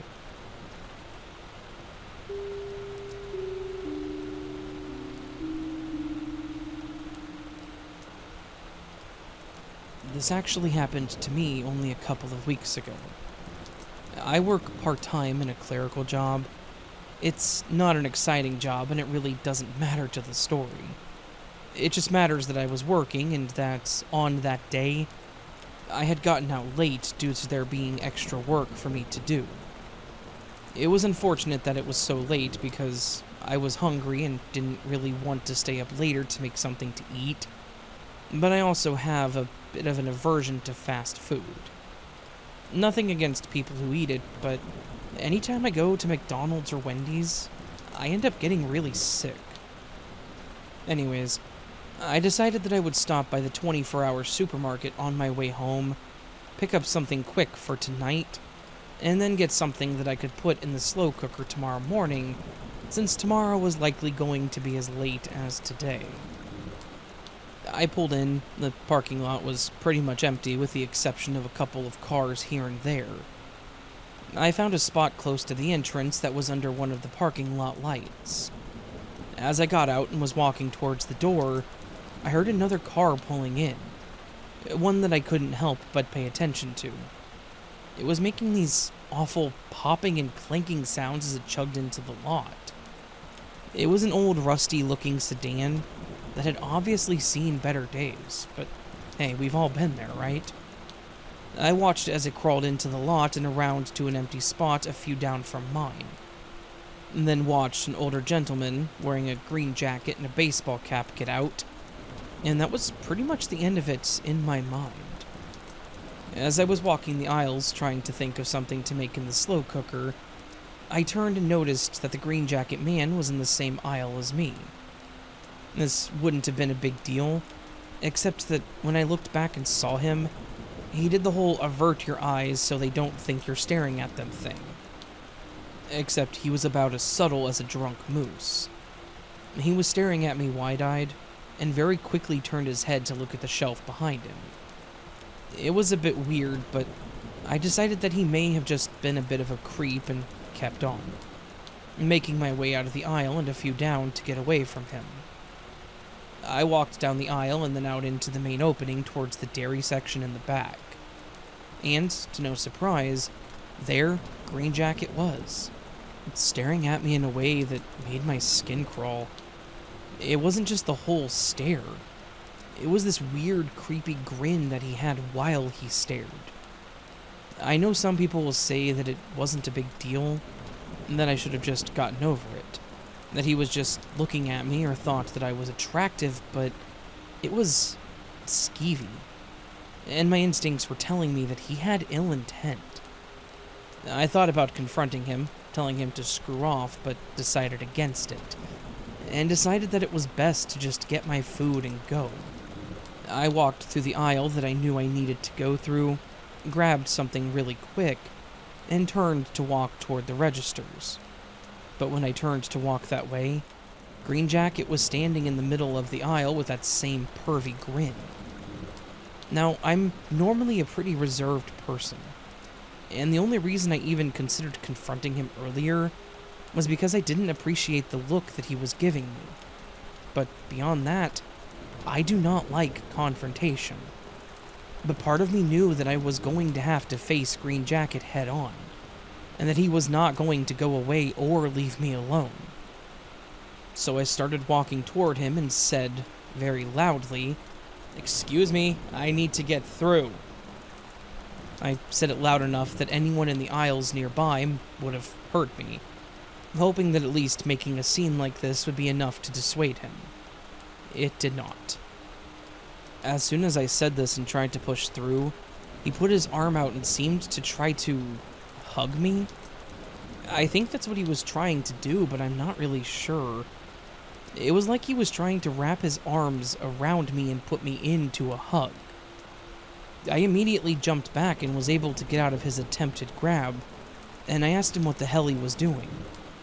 He laughed and made a comment about how I looked like I wanted to have fun tonight. Which, I don't know if that was a comment on how I was dressed or something, but I was dressed as business casual, so no idea. I told him that I needed to get past him and that he needed to get out of my way and to not touch me. He once again laughed and said, "What if I want to touch you? How are you going to stop me?" That was probably the most terrifying thing anyone has ever said to me. And the fact that this guy was willing to say this and make this scene in the middle of a grocery store, it was pretty telling. I reached down to my keyring that was in my pocket. I had a clip-on pepper spray attached to them, and I pulled it up. As I did, I yelled, "You need to leave me alone, or else I will pepper spray you." I yelled it loud enough that an employee walked over to see what was going on. When he noticed that we were being watched, he aggressively looked at me and said, "As soon as you step out into that parking lot, you're done for," and then turned to walk to the end of the aisle and out the front door. The employee walked over and asked me if I was okay and what had happened. I explained that the guy was being a total creep, and what he had said, and then mentioned that he had threatened me at the end there. The employee told me that he wanted me to come up front and talk to the manager, and that they would call the police since he had threatened me like he did. I thanked him, asked if I could make my purchase, and he nodded, saying that he would ring me up. When we got to the front, I bought my food and then explained to the manager what had happened. I told him what the guy had said and that he had attempted to grab me or hug me or whatever, and what he had said there at the end, and the manager agreed that I should stay inside and that they would call the cops to make sure this guy wasn't outside waiting. I stood there and waited with them for what felt like forever, thinking that this guy was probably gone by now.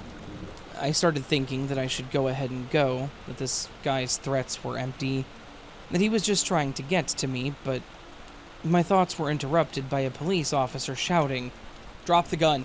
Drop the gun or I will shoot you!"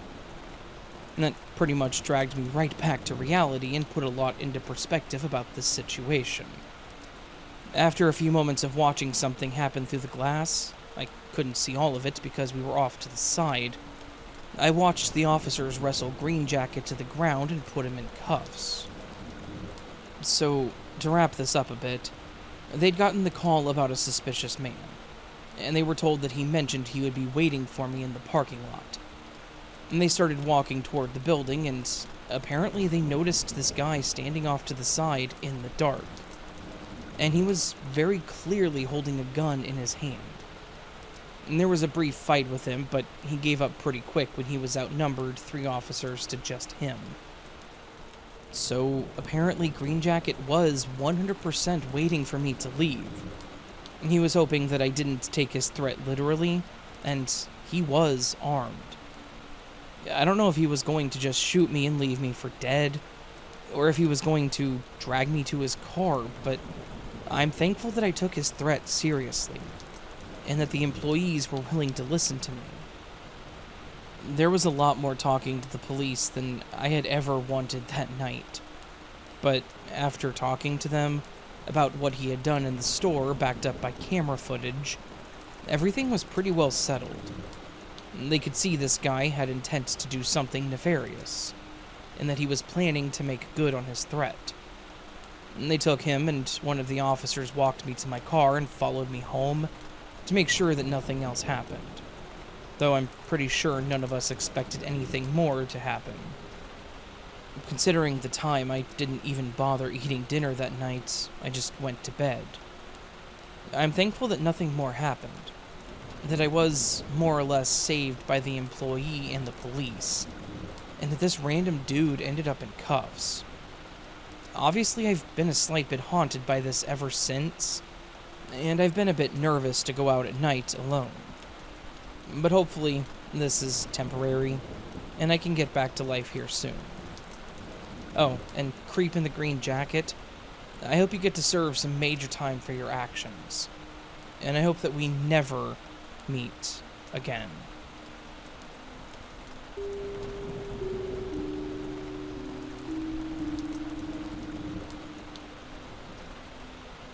I want to apologize for this being a bit longer, but while it may not seem like much to some, this event was pretty traumatic for me.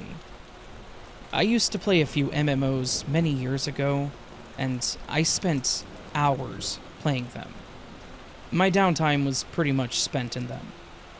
I shamefully even got a few friends hooked on it, and we would play as we chatted.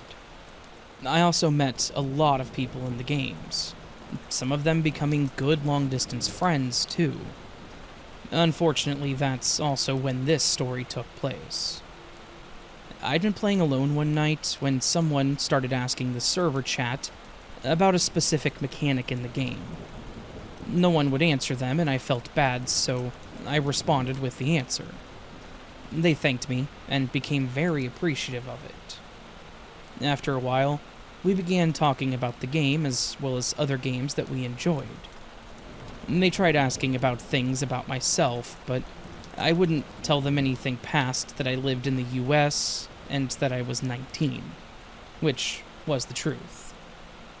At the time, their character was a female. And yes, I know that anyone could have been behind that character, but for some reason I didn't think I had any reason to doubt them. I think part of me also thought that I needed to stick up for the other female gamer or something. As we talked, she did tell me her real name was Heidi, and that she was also 19 and from the US. We started talking more, and I even gave her my email to message me outside of the game. I began playing with Heidi more often, and she caught on quickly in the game. She had a few questions, but otherwise she was a quick learner. We became a 2-woman team when it came to taking on some of the more difficult quests, and we did great. I tried to invite her to my friends group so that we could all play together, but she always declined, talking about how shy she was and how she preferred it just being us. But she also didn't mind if I was already playing with my other friends. This continued on for about a month or so, but we also started talking a lot through email. She even sent me a picture of herself holding a sign that said hello with my username. I once again didn't see any harm in it. She was obviously who she said she was, so I sent a picture of myself in the same manner. Our friendship only grew from there. We talked more personally about our home life. We talked about things that we loved, our fears, our hopes for the future, and even vented some frustrations. And maybe some people could call me naive or immature, but I actually started to have some feelings for Heidi. And she had sent me many pictures of her, and after getting to know her, I realized how alike we were. One day I was comforting her after she mentioned that she'd had a particularly bad day, and how she felt worthless. And as I comforted her, I let it slip that I loved her and told her that she was valued and that I needed her. Whether I really meant that in an intimate manner, or maybe just as a friend that really cared for her, I don't know. But at that moment, it felt important to say. To my surprise, she actually told me that she felt the same way about me. But she didn't want to say anything because she didn't know how I would take it, and she didn't want to lose me. That night really seemed to change things for us. Our relationship took off from there, and I even expressed this to my friends. Many of them congratulated me. One thought it was kind of sus because we never talked on the phone, so even though we've shared pictures, I couldn't confirm they were who they said they were without video, or hearing their voice. I tried to tell them that I trusted her when another friend became very defensive on my behalf, and told them that they should just be happy for me. It became a bit of an argument between them, which I feel really did some damage. But I tried my best to fix the situation. I continued to try and include Heidi, my now girlfriend, into my friend group, and finally she agreed to join. However, my friend Max, the one who stood up for me prior, said they wouldn't be able to make it, so we were down one person. I just thought that I would catch up with him when we were able to get together again. Playing with Heidi and my friends was a lot of fun. At least, at first. She was shy and didn't talk much to my friends, but they all talked to her and tried to involve her as much as possible. My friend that was suspicious, Seth, would ask Heidi more intrusive questions, almost like they were interrogating her. He would constantly try to catch her in a lie, but she either was able to explain herself better, or she would apologize for being confusing. After this happened a few times, I told Seth to back off because he was being a jerk, so he left. It was down to two of my other friends, myself and Heidi, but we still had fun. Heidi even began loosening up and was slinging jokes at them. It was like she had always been a part of the group and we all had fun. I just hoped that Seth would come around to the idea and then all six of us could be unstoppable. I even wanted us to be able to hang out in person. And yes, that is something I learned about Heidi. She actually lived pretty close to me, a little over an hour away. It didn't take very long from there that we became even closer, and even though we still didn't talk on the phone, she had sent me a voice recording of her saying that she loved me, and I thought it was really sweet. She said that she played from a computer at the library and that she didn't have a phone.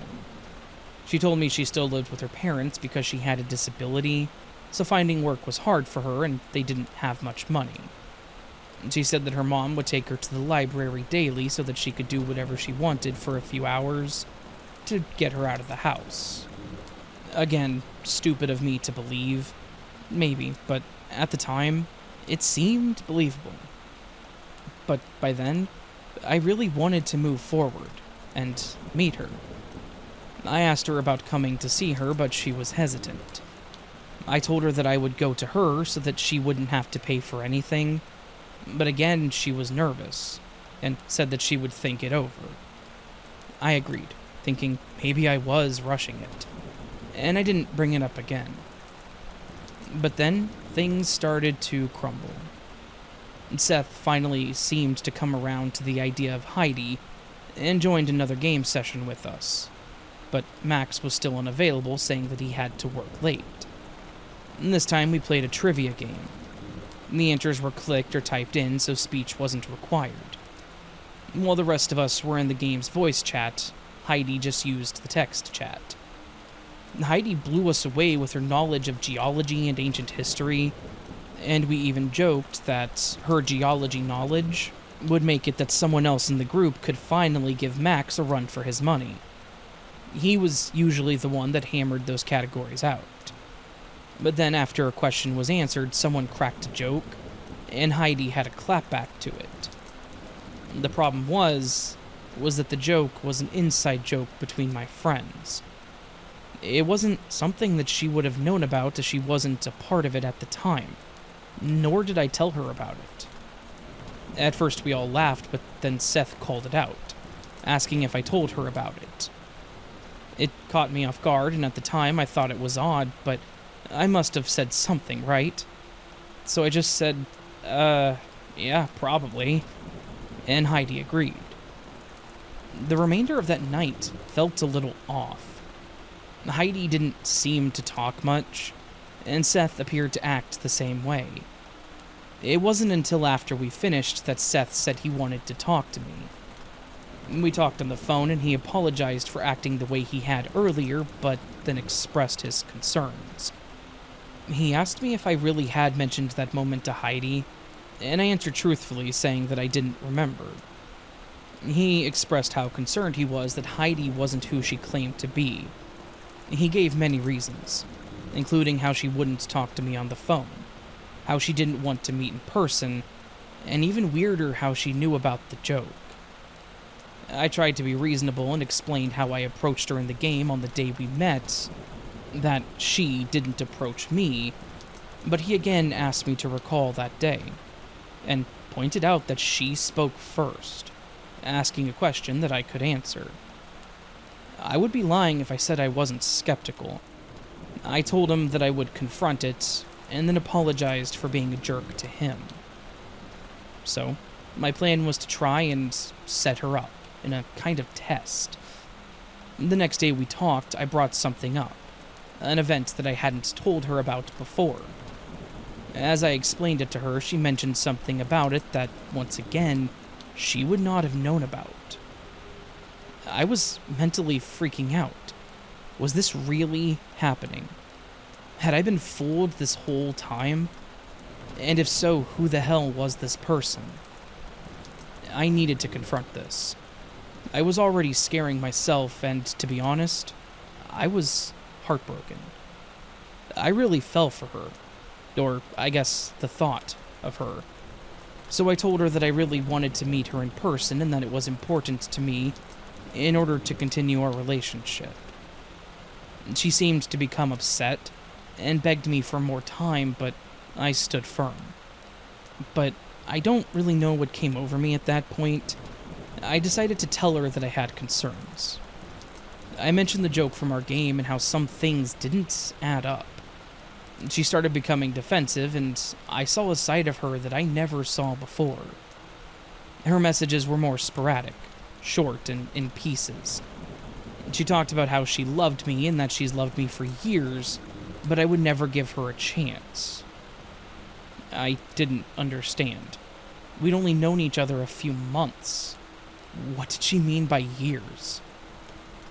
I started panicking, asking her to explain herself, but she wouldn't. She just kept saying it was my fault and that I should have left things as they were. I told her to tell me who she really was, hoping that maybe we could work it out. Hopefully we could start over, but she wouldn't. She left with one final message, saying that it would never work between us. It made a hint at ending her life, and said goodbye. I was devastated. She would not respond after that, and I had no other way of contacting her.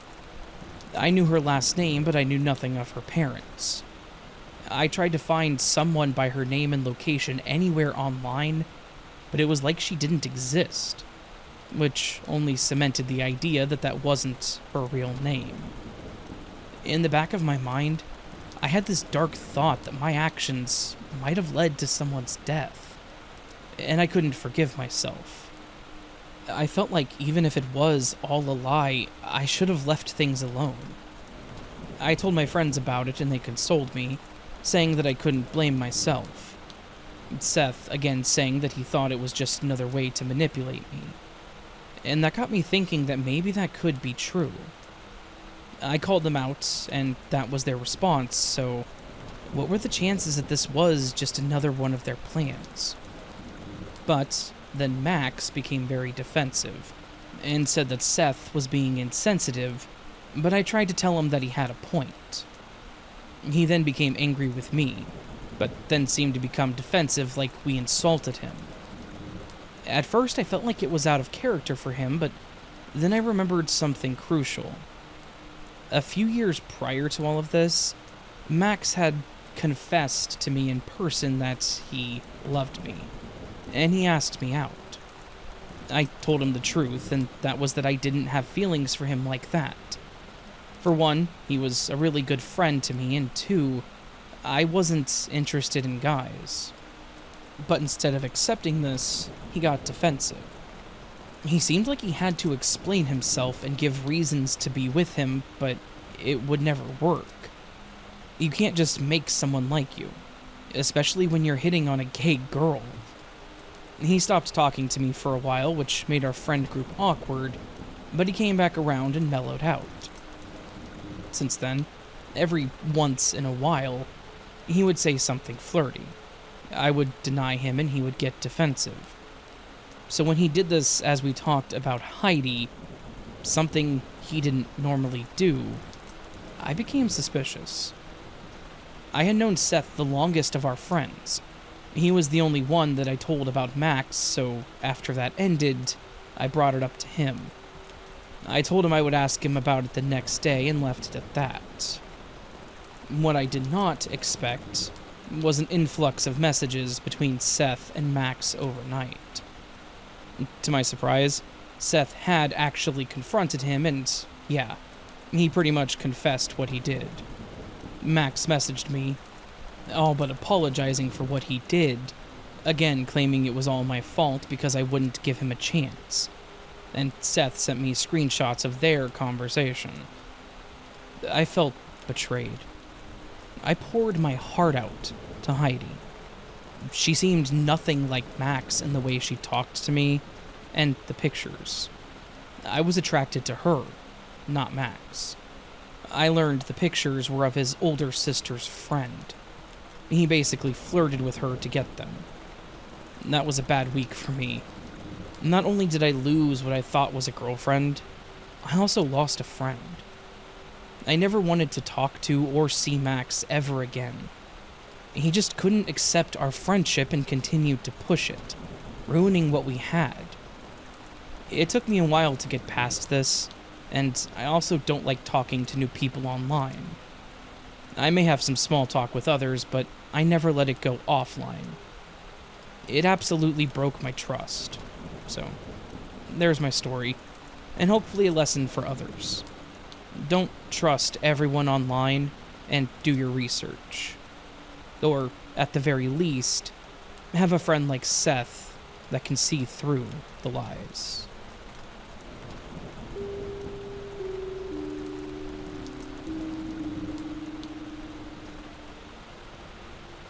I have an online dating story that is, in my opinion, weird and creepy. It's kind of more weird, though. It was just a really strange encounter with a guy that seemed okay at first.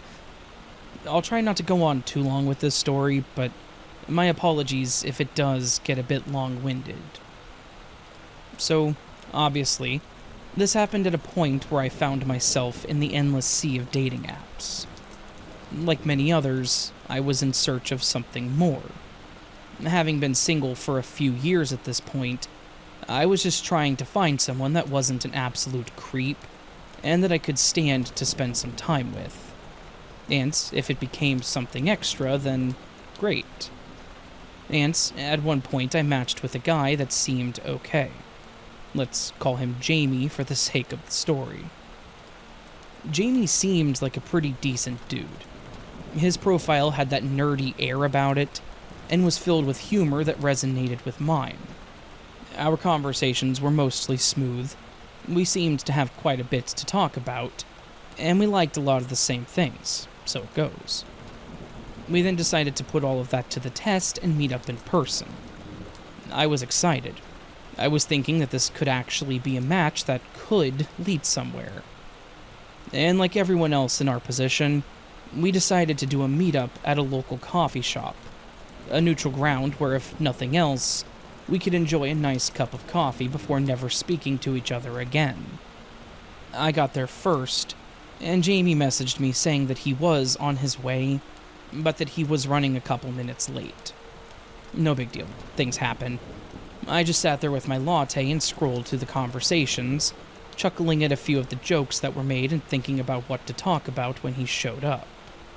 This is normally the part of these stories where I would say he showed up and looked nothing like his picture. But it was quite the opposite. He actually looked exactly like he did in his picture. But there was something about him that bothered me, and at the time I just didn't realize it. I brushed it off. He ordered his coffee, and I already had mine, obviously, but I hadn't drank much of it, and we sat down at a comfortable table. The conversation continued to flow pretty smoothly. We kind of picked up where we left off in our messages. But as it continued, Jamie started to ask a few questions that were weird. Mainly, he seemed to be really interested in my daily routine, and the questions were awkwardly personal. He asked what time I walked my dog, if I ever got scared living alone, how much my rent was. Worse yet, each time he asked one of these questions, he would change the way that he was looking at me. He would go from a normal, casual look to a wide-eyed, straight-on, penetrating glare. It felt like he was trying to intimidate me, but only when he asked specific questions. I later learned that this was a supposed quote-unquote alpha male technique to make women submissive, but it's not important. Just funny to mention that people think this stuff works. I tried to steer the conversation to safer waters, thinking that I could salvage this to some extent. But when I asked about his hobbies, or interests, or anything that was worthy of idle conversation, he would be vague, evade anything personal, and then further try to deflect, trying to turn it back around so that I had to answer his questions instead. It was pretty clear at this point that he was manipulative. I'd seen it before, and he was showing the telltale signs of being that kind of person. I don't remember specifically how we got on to the topic, but Jamie ended up talking about one of his exes.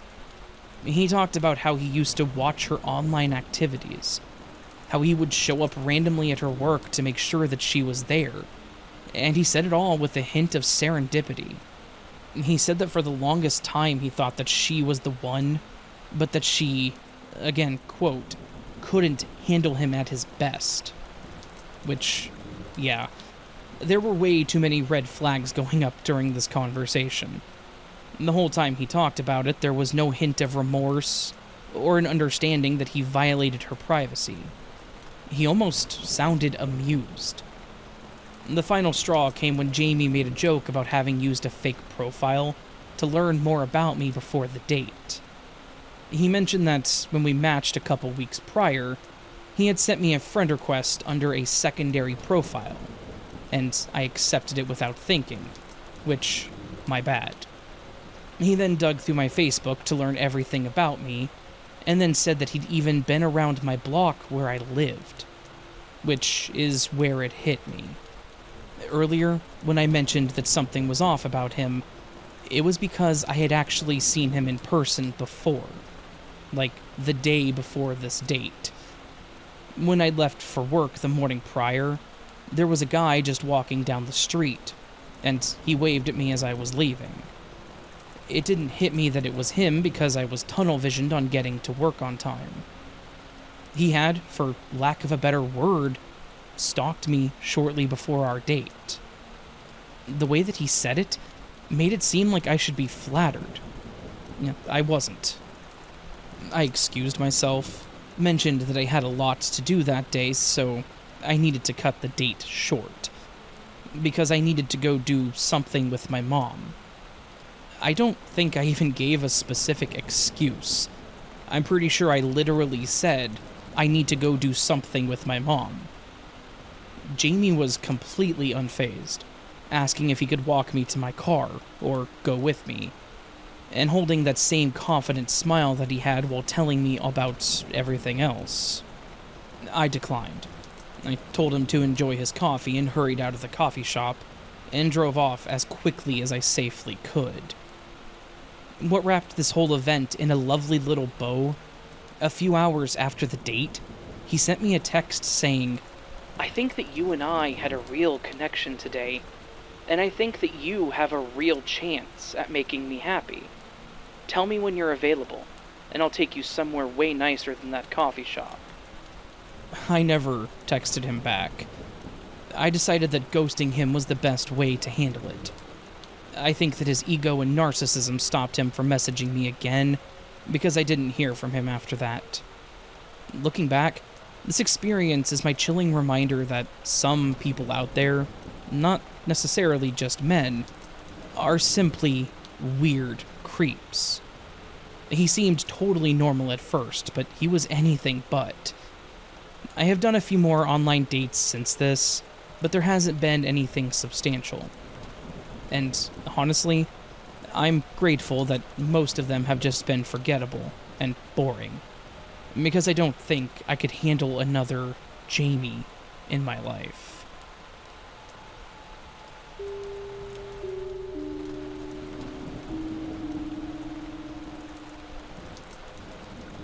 Hello. I've been listening to your videos for a while now, and I'm one of your older viewers, I guess you could say. I thought that you might be interested in my story about my ex because she was probably the best and worst thing to happen to me, for reasons you will soon understand, as well as the cause for one of the scariest things to happen to me in my life. So, here goes. Rhonda and I attended high school together and had an on and off relationship. Our time was tumultuous, swinging between great days and intense fights, and sometimes leading to temporary breakups. We were both young and immature, struggling to comprehend our emotions. Rhonda displayed controlling and, at times, abusive behavior, resorting to slapping and punching me when angry. Despite the physical aggression, I never retaliated. I only tried to restrain her. My communication skills were lacking, which I'm sure did not help our relationship. Then, as graduation approached, we mutually agreed to end the roller coaster, parting ways and never crossing paths again, as if that chapter of our lives never existed. But then we had people trying to set up our 10-year high school reunion. I was working with my dad at his home repair and carpentry business, and had inherited my grandparents' home by this time, so I was pretty comfortable with where I was in life. I went to the reunion expecting to reconnect with some old friends, but was not anticipating rekindling old flames. Rhonda showed up as well, and she looked incredible. We started talking, and it was as if no time had passed. We connected immediately, and as we talked, we both seemed the same, but had obviously grown up and matured. We agreed to meet up after the reunion, and the rest was history. After dating for about a year, I proposed to Rhonda, and we had a fantastic life. We even had 2 little girls, Rebecca and Caitlin. Rhonda was working as a substitute teacher, and I was still working with my father. When we married, we moved into my house, of course, as she was living in a much smaller house. There was nothing but love between the 2 of us, and our children, raising them in a very loving and supportive home for many years. But then we could both tell that we were growing apart. Rhonda didn't seem to be happy with where she was occupation-wise. I encouraged her to do what made her happy. If she wanted to do something else, if she wanted to go back to school, whatever she wanted.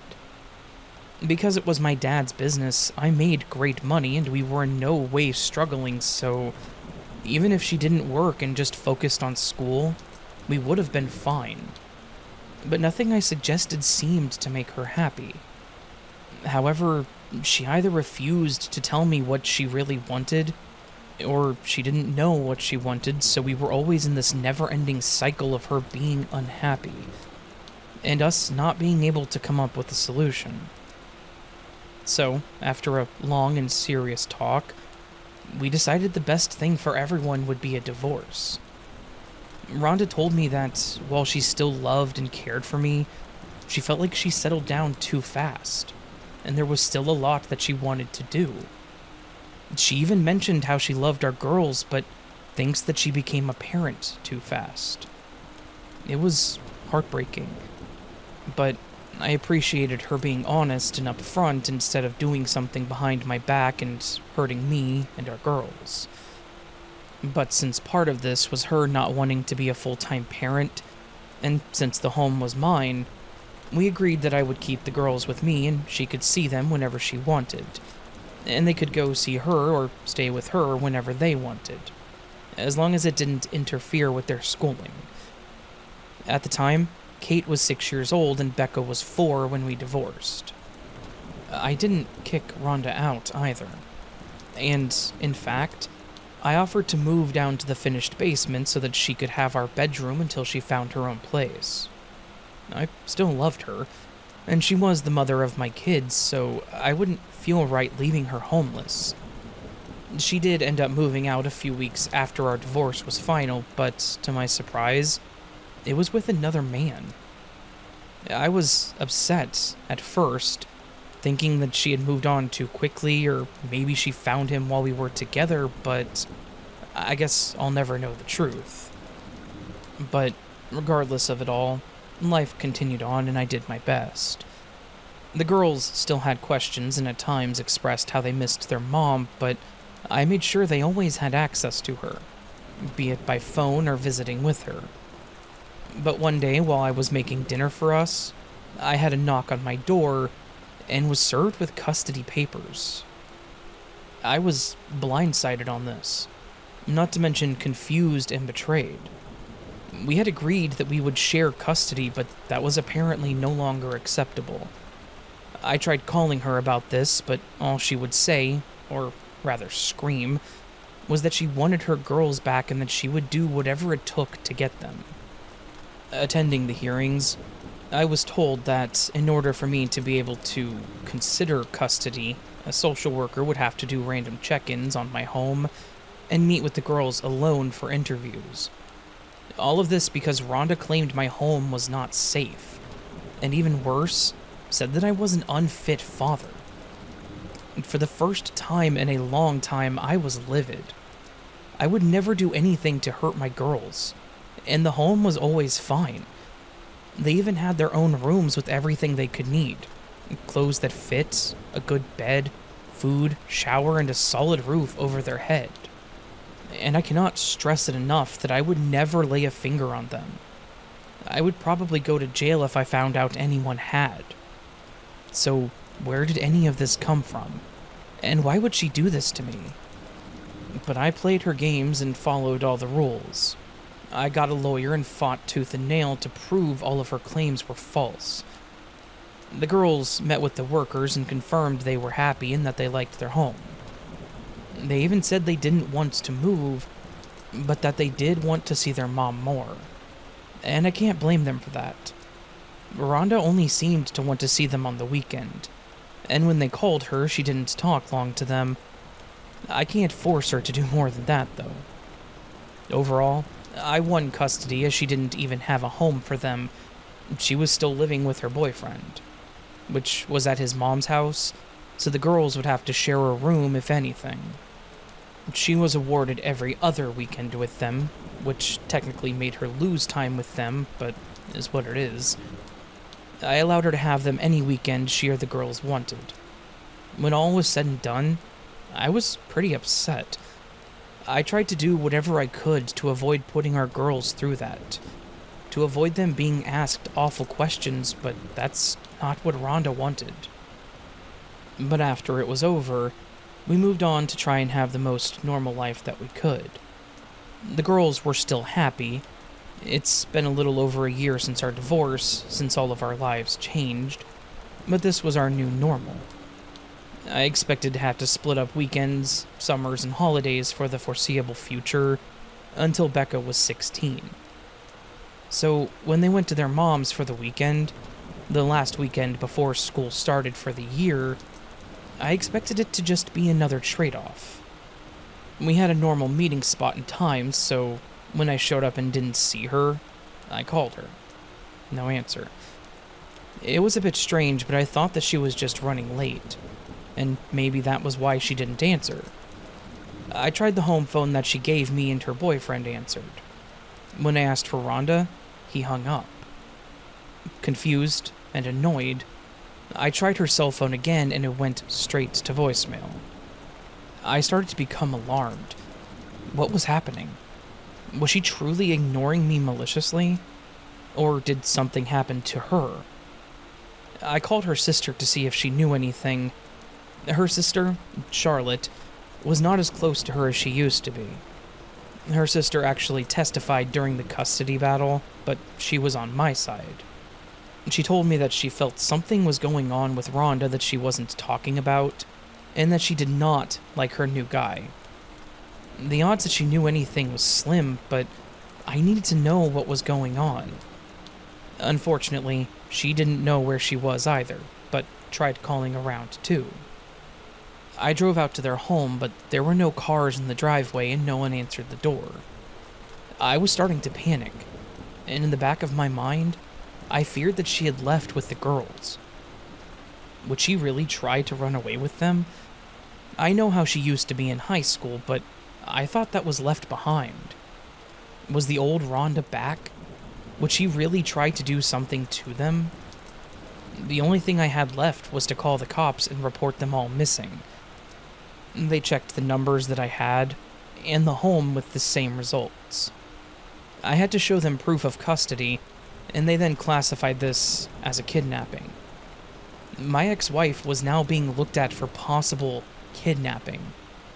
This was my life, and I was terrified. They put a bolo out for her and her car, but that's all we could really do. I had to wait to see if they found her and my kids. I drove around anywhere that I could try to find them, with no luck. 3 days. I went 3 whole days, not hearing from my girls or my ex-wife. I didn't know if they left the state, if they were in danger, abandoned and left somewhere, or, God forbid, even dead on the side of the road. I couldn't eat, I couldn't sleep. I could do nothing but drive around or wait by the phone hoping to hear something, anything to know that they were okay. But then I got a phone call on my landline from an unrecognized number. I answered it, and I heard a familiar voice. It was Becca. She sounded scared, and said that she remembered our phone number and that she wanted to come home. She told me they were in a hotel and that their mom wouldn't wake up. I clung to that phone as I helped her try to find something with an address on it. She was 7, so she knew her numbers and could identify the letters, and with helping to spell it out and filling in the blanks, I had a location. Just as I feared. They were already 2 states away. I told her to stay on the phone, not wanting to lose her, and I called the cops on my cell phone. They were able to find the hotel in the room they were in. They got my girls, and after a quick checkup at the hospital, they were free to come back home to me. I took the next available flight that I could to get them, and Rhonda's sister actually drove out there to pick us up. The aftermath was just as messy. Becca explained the best that she could what all happened that weekend. The day that I dropped them off, Rhonda told them they were going on a trip. From there, she drove them across Ohio, through Indiana, and Becca called me from a hotel in Illinois. She said that she was scared because her mom kept trying to get the girls to drink something, and she said that it smelled funny, but every time she refused, Rhonda would just become angrier. But when they were in the hotel, she said that she was really mad and yelled at them, and at the walls until she took some medicine, and they couldn't wake her up the next day. They were in that room most of the day with no food, only had the water from the sink to drink, and that's when she tried to use the phone to call me. I was heartbroken. What was she trying to get them to drink? Rhonda did end up waking up, and she turned out okay, but she had apparently taken several sleeping pills, which is why the girls couldn't wake her. She denied the whole funny-smelling drink thing, though, and claimed that she had no idea what they were talking about. Ultimately, she was charged with violating a court order, but the kidnapping charges were dropped. Part of that was my choice. I didn't want to see her go to prison and the girls not be able to see their mom anymore. I know a lot of people, like my ex-sister-in-law, would call me stupid, but it's hard to explain if you don't have kids or haven't experienced something like this. She now gets supervised visitations, which is better than nothing. I know that she was also told that she had to go to therapy as part of the deal to see the girls, so I hope that's helped. I still don't know what caused any of this. I could understand if she wasn't happy with the marriage, but to do this to our kids was unexpected and terrifying. It's been almost a decade since this happened, but thankfully neither of them seem to remember it. Or at least, they don't seem to hold it against their mom. I just hope that they know how much they are loved, and how much I am willing to do to keep them safe.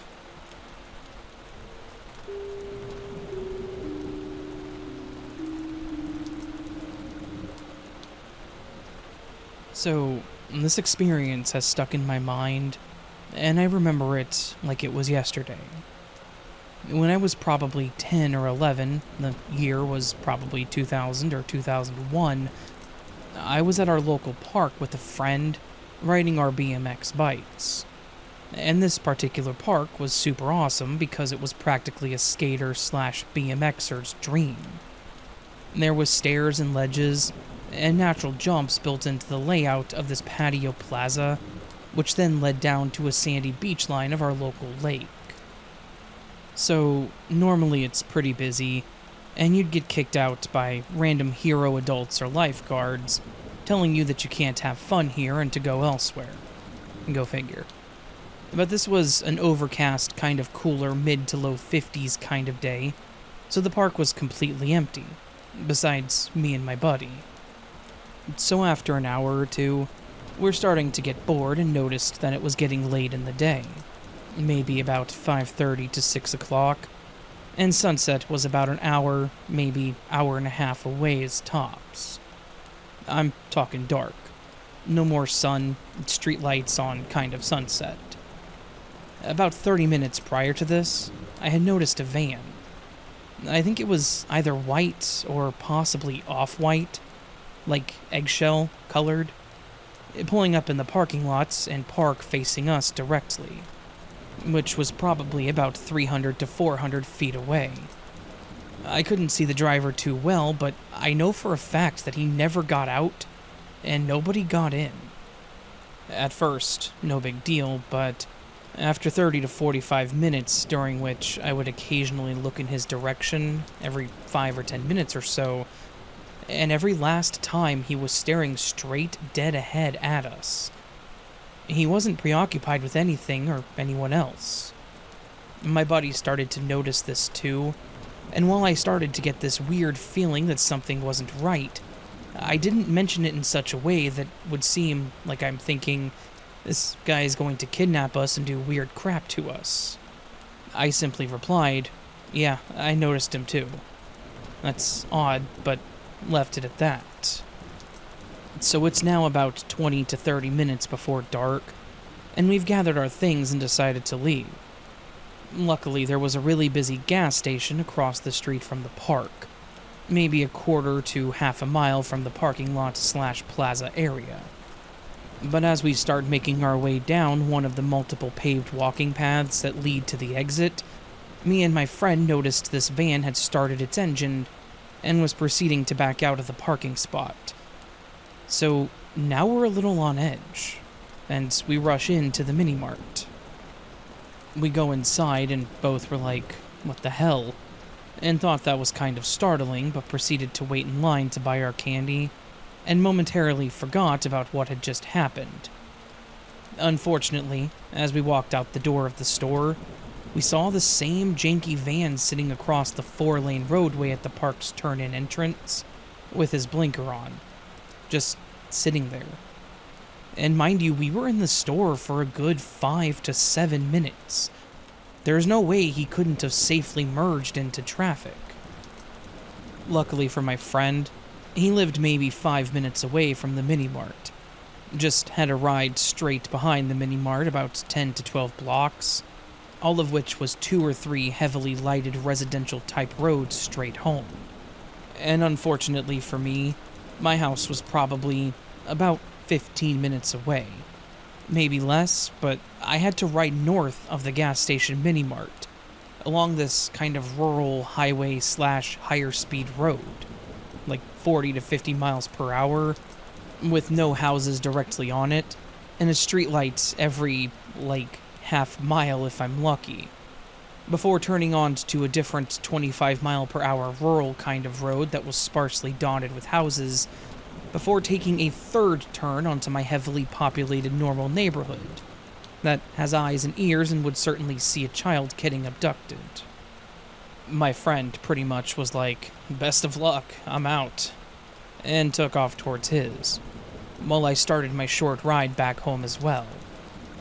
So I'm about to turn off of the higher speed highway kind of road and look over my left shoulder as I turn right. And what do I see? The same van driving by my road, and after passing me, also immediately starting to slow down. It was like slow motion. I can still picture the fear that I felt when I saw the brake lights on the van. Mind you, he didn't slam on the brakes or do anything that would draw attention, or be considered erratic or reckless. But my first instinct and thought was that he's slowing down to turn around and double back. At this point, I'm scared witless. Growing up, my mom would always watch murder shows and unsolved mysteries, that kind of stuff. So I was well aware of the idea of people, especially kids, being taken by strangers and defiled, tortured, killed, assaulted, etc. And I swear on my mother's grave, bless her soul, I never even to this day had ridden or pedaled a bike as fast or as hard as I did that evening. Literally every ounce of my being was put into going faster than I had ever gone. The entire time thinking this van is going to pull up next to me and do whatever. I was pedaling so hard, just staring straight at the ground, focusing on my feet, that I almost ran into a parked car like 2 blocks from my house. It was literally inches away from running head-on into the car. I never bothered to look back once I saw those brake lights.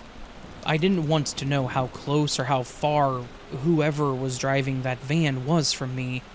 All I knew was I was scared, and best believe I'm not going to be kidnapped without the perp having to work for it.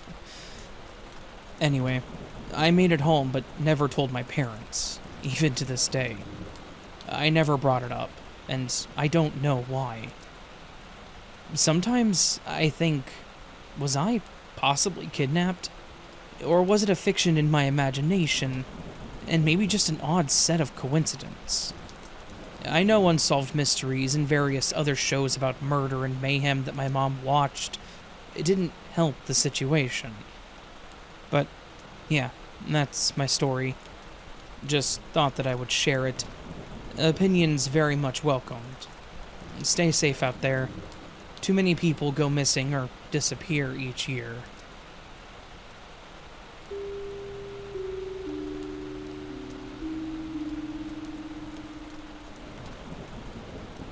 I just wanted to say a little about coincidences. Some people may experience things that aren't usual, but later experience the same or similar thing, not shortly after, which then makes the usual into something more unusual. Have you ever said something, a sentence or just some random word, and then hear it just a moment later on radio or TV, etc. I seem to have that happen a lot. I mean, sometimes 3 times in one day. Sometimes it can be a very average word or a whole danged sentence, word for word. Just one example, my wife was talking to me about some things she was planning to do, and I was sitting in my recliner watching some TV. I was flipping through the channels, all the while listening to my wife. She had mentioned tasting some food at work that one of the other girls had brought. She punctuated her sentence with that sound that says, "Wow, this is really good." The good ol' followed with, "I can't wait to try that recipe." I had just turned to a different channel, and a guy on the TV said, I can't wait to try that recipe." Now, I have to say that is kind of creepy, and it seems to go beyond coincidental. It was exactly the same words. I told my wife that I seem to be experiencing a lot more of these coincidences lately. She told me that she had to admit that she too was noticing this. She used to say that I was just imagining it, and that I was trying to find things like that. How the heck does a person do that? I sure didn't know that some guy on some random TV station was going to be saying the exact same words that she had just said at that very moment. There are some coincidences, though, that can pry on your mind. I'm 72 years old now, and I had something happen to me years ago, probably when I was in my 20s, and it has stuck with me ever since. This is something that I had dreamed, and it really freaked me out. I was married back then, and my wife and I had gone to bed. I went to sleep and for some ungodly reason decided to have a danged nightmare. Here's my rather unsettling dream. In my dream, I was over at my mother's house and was doing some work for her, and she asked me to go to the basement and get something. I've been down in that basement hundreds of times since I grew up there. It's just an unfinished basement. Nothing out of the ordinary. I used to build model planes down there when I was a kid, had my weights down there, so I really didn't seem to think anything of it. I headed down to get the item, and the stairs went down along a wall to the side instead of coming down in the middle like some places. I got to the bottom of the steps and turned left, and headed for the other room where she kept her shovels, rakes, and some other gardening tools. The furnace was in that section. I turned the light on in that room, and went in and across to the other side where a workbench sat. I was searching in a drawer when I noticed a scraping and cracking sound, like cement cracking apart. When I turned, I saw what was making the sound. About a 3-foot diameter spot in the basement floor was raising up like a bubble and was breaking apart as it came up. Dirt was also being pushed out while it did this. It was happening slow, and soon I saw something else in there. There was cement and dirt that had been pushed outward, and what looked like an off-whitish round thing, about the size of a basketball, was wiggling itself up through the dirt. I bolted for the other room and made it to the bottom of the stairs. I watched through the doorway into the other room when the light in there flickered and went out. I froze and waited. Then something went through that room from left to right, but it was far enough back in that room so that it remained in shadow. But I heard a growling and, I guess, what I can only call a slurping sound. I watched the doorway for a few seconds and then I saw it. It was headed my way too. I can't say that I ever imagined anything like this thing. It was maybe 3 feet tall. It had a very large, pale, off-white, somewhat gray head, which took up a third of its body. The eyes were large and just had a black spot for the pupils. I don't recall seeing any nose at all, but that mouth, it was nasty. There were needle-like teeth lining the whole mouth, and it was wide. There were two very skinny-looking arms that were dangling down against the sides, and the hands were dragging on the floor. It had short legs and came towards me, shuffling quickly and tilting back and forth as it hurried towards me. Some brown liquid was dribbling down the chin onto the floor. I tried to run up the stairs, but there was something invisible in front of me. I couldn't get past it or through it to get up those stairs. And that thing was getting really close to my right side. I could see my wife and my mother and my sister at the top of the stairs waving for me to run, to get up there with them, hurry. I could see them yelling to me, but I couldn't hear them at all. I kept pounding on this barrier, trying to get up those stairs, and that thing was almost on me. I remember screaming.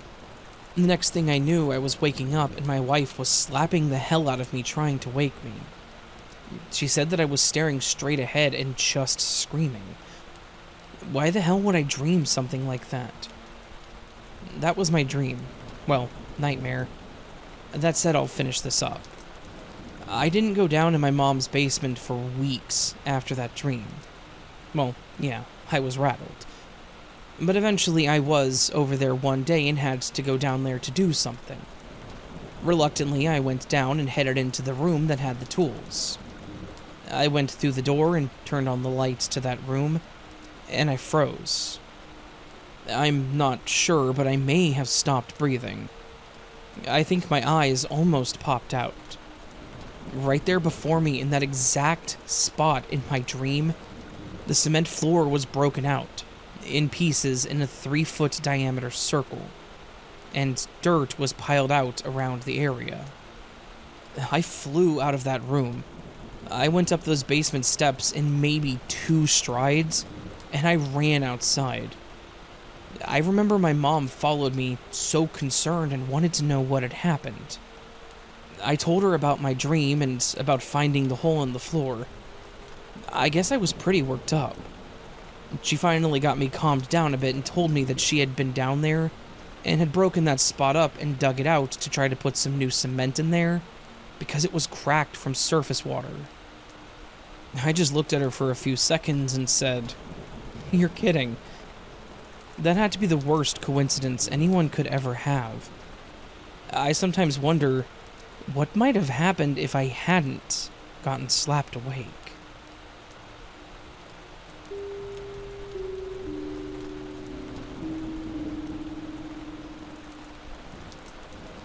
This happened when I was around the ages of 11 to 13. I'm 20 now, by the way. And we had it rough. Our family lived off of minimum wage. My dad was an alcoholic. My siblings were banned from our neighbors' houses because they were accused of stealing. One of our neighbors that lived right next to our house was a teacher. Let's call him A. He worked at our local high school. He lived with his wife, and let's call her B, and his 2 kids. We were friends with his kids, and occasionally spent afternoons at their house with our other friends. The husband had a brother that had mental problems caused by drug addiction, call him C, that lived just beside their house. Like a duplex, but with his door facing our fence and AB's door facing the road. There were times when we were watering our plants that C would come up to our fence and show his tongue as if he was trying to lick the air in front of me while making eye contact. We don't usually hang out at our garden because of this. If we had to go to A and B's house, either has to come out and watch us go in, so C won't touch us, especially me, because I was just so terrified of him. But still, this was our only house that we were welcome to, and we were dumb little kids. One day I was coming home from school. As I unlocked our gate and went in, I saw C picking our doorknob with a flattened spoon. He ran when he saw me and climbed up the fence back to his house. To say that I was mortified was an understatement. I told his brother about it, but they did nothing. I thought that he was the only creep, and I also gave it that thought that maybe he was just really struggling with his mental state. A few months passed by and my dad was away. By the way, I did have 2 siblings, all of us were girls. So when my dad left for something, we were only females left. One night, I heard a discreet psst while I was filling our water containers. I ignored it, but then I heard it the second time. I looked around and saw that it was A calling me from the other side of our fence. He signaled that I should go outside because he was going to give me something. It was a 20 peso bill, rolled really tight. This was weird because when he handed me the bill, his other hand was inside of his shorts. It happened again after a few days, and this time he was wearing only a towel on his lower half, and his hand was, again, inside the towel, clearly doing something, because I could see his forearm moving. And this time I was really creeped out, and I went inside immediately. I never told my parents about this. I noticed that he was also calling my other sister, and I told her to stop going whenever he called, and she did. We never went to their house again. We transferred to the province after that. Since I attended the high school he was teaching at, and some of my friends are his students, I still heard stories. He was really into the female students, mostly sarcastic to males. Years after, it was discovered that he had inappropriate relations with some of his students. I don't know what happened after that, but I still haven't told my parents this story.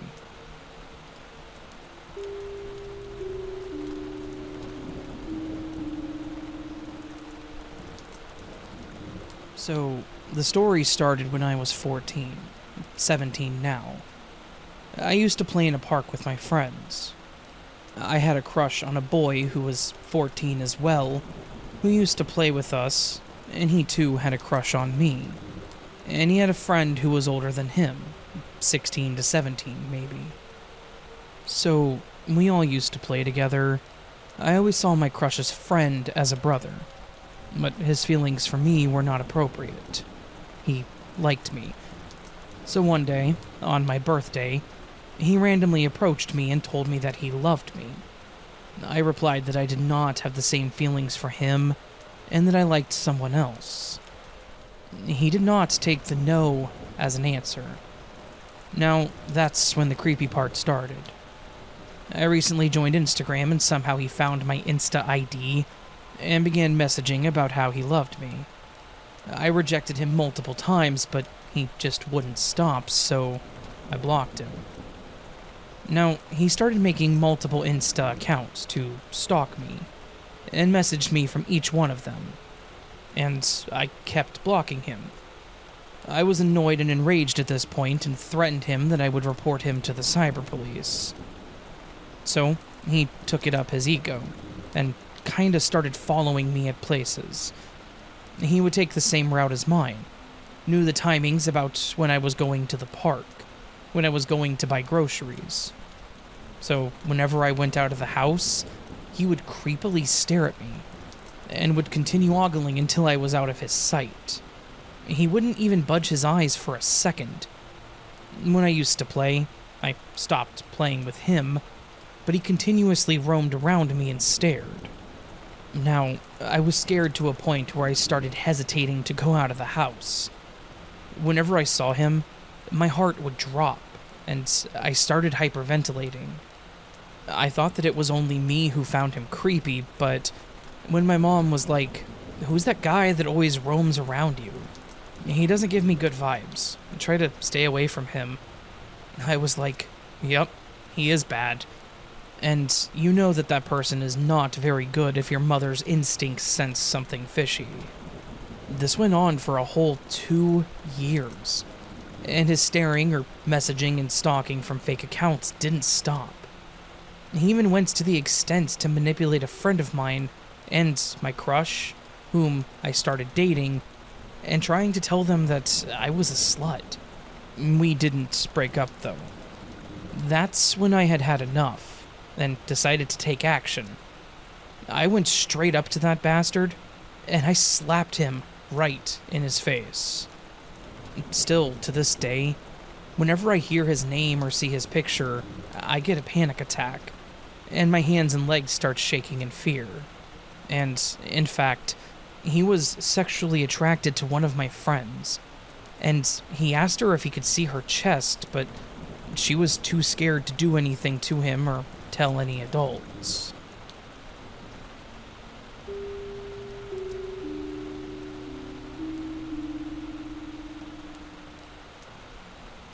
When I finally moved out of my parents' house, I always said that I would have a budgie for a pet, as you can leave them to their own devices whilst at work, and there's no cravings for food or walks.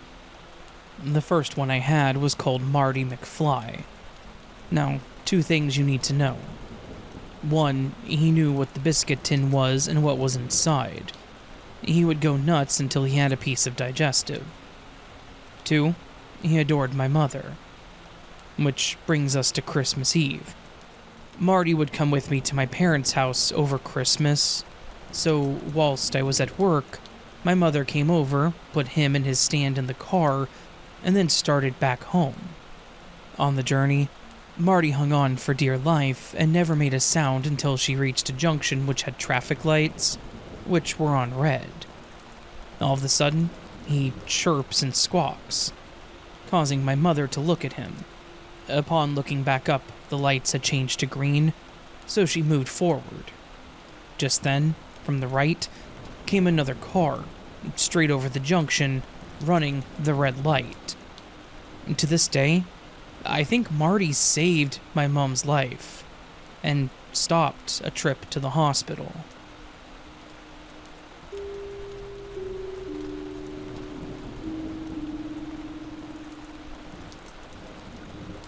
I'm sure that I'll sound crazy, but I'm super creeped out from a recent interaction at a grocery store. I was shopping with my toddler, and an older lady, maybe 70-ish, who was by herself, just came up and said, "Ma'am, just so you know, all canned veggies are on sale for 50 cents this week," and went on about how it's a great deal and they don't run it often. I said thanks, that I appreciated the heads up, and that I'll definitely grab a few on my way out. Then she begins to walk away, and is almost out of sight when she stopped and looked back and smiled at my son. She then asked how old he was.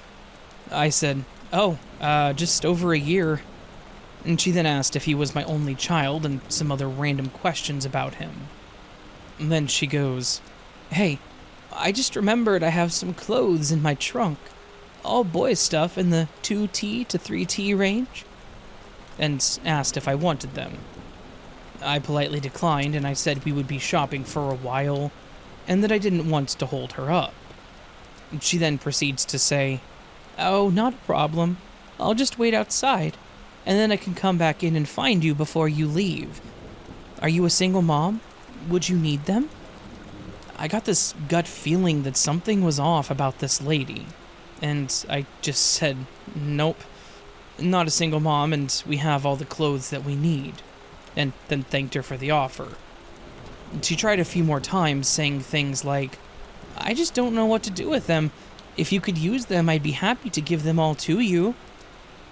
At this point, it really felt like she was trying to lure me and my son to her car. I continued to decline the offer, and then walked away. I did a few more laps around the store looking for things that I needed, and at one point I saw her standing in an aisle in the center of the store with a younger man, just people watching. I could just be super paranoid and she was just a sweet old lady trying to be nice. But something in my mind just told me to get out of the conversation as quickly as possible. I feel like parents will know that having a small child with you makes strangers talk to you all the time, and make small talk about your sweet kiddos. But this conversation did not feel the same as the others I've had while out and about with my son. Has anyone else ever had a similar experience?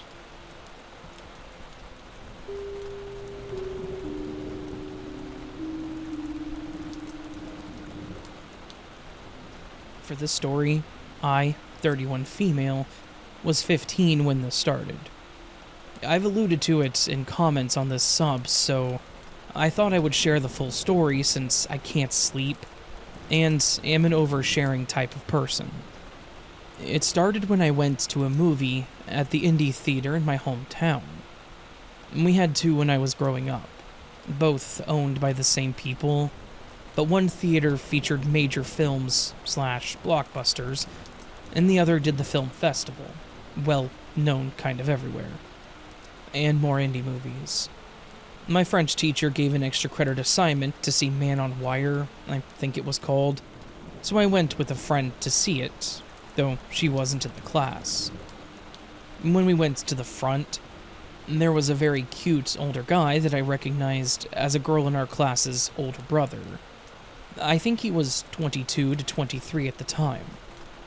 He complimented me, and he offered to comp our tickets and gave me free popcorn and candy and whatnot, ignoring my much prettier friend. It felt nice to be noticed, so I accepted, obviously, and we enjoyed the free movie day. For a little backstory, again, the girl who was his younger sister, in my grade, used to be a friend of mine, and I had met him many times as a kid, but he was older enough that I don't think he recognized me at first. And at that age, I looked more like I was 19 or 20. The next couple of weeks, I saw him everywhere. Grocery store? Check. Outside of my school? Check. Walking home from Safeway? Check. Everywhere. But being 15 and him being cute and older, my dumbass thought it was flattering. So I went to the theater again and was with a different friend. Same thing. He gave me free popcorn, free tickets, etc. This friend already knew it had happened before because it was a major subject, that I had a hot older man interested in me. We were so young and thought that it was so great. He came into the theater during the movie to bring me an extra candy and his number on the back of a receipt. I thought that it was so cute. He continued to show up everywhere over the next few months. At this point, I was halfway through 16, and I was at the same theater with the same friend that I was with the first time. He once complimented me, saying I was beautiful, asking if I had a boyfriend, if I liked to party. I said yes. He invited me to his house for a party that he said he was having. His address was very close to the house my friend I was with lived in, so I said yes, knowing if I had a sleepover with her we could go and I would get to go to my first party. I wasn't allowed out late, nor was I allowed to go to parties, if I'd even ever been invited to a high school party, so it was perfect. We went late so that we wouldn't seem lame, and as we walked up, we could see through the front lit window to where he was. It was an hour past, and it was just him, with several bottles of booze. We looked at each other and decided to walk back to her house. I still saw him a lot after, almost everywhere until I graduated high school and moved up north for college. I didn't go to that theater again until about a year ago.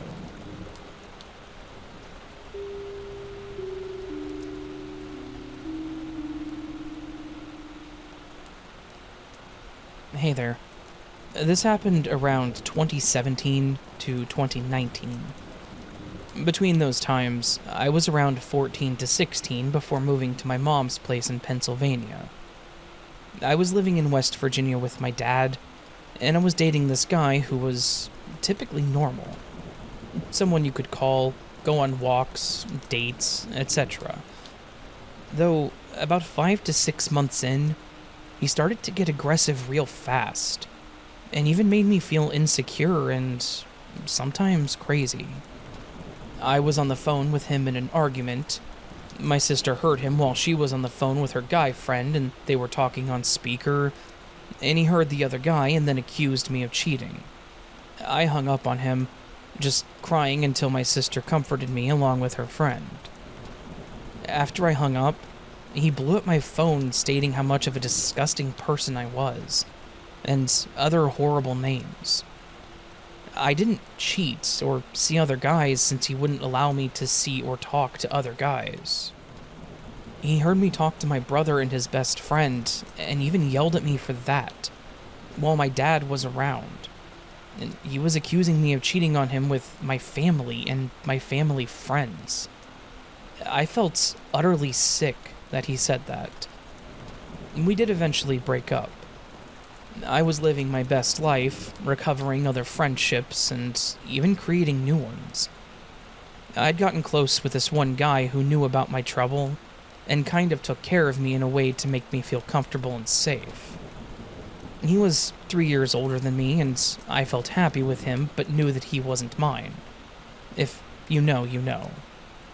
We never did anything special, except him making me feel special, which I regret dearly.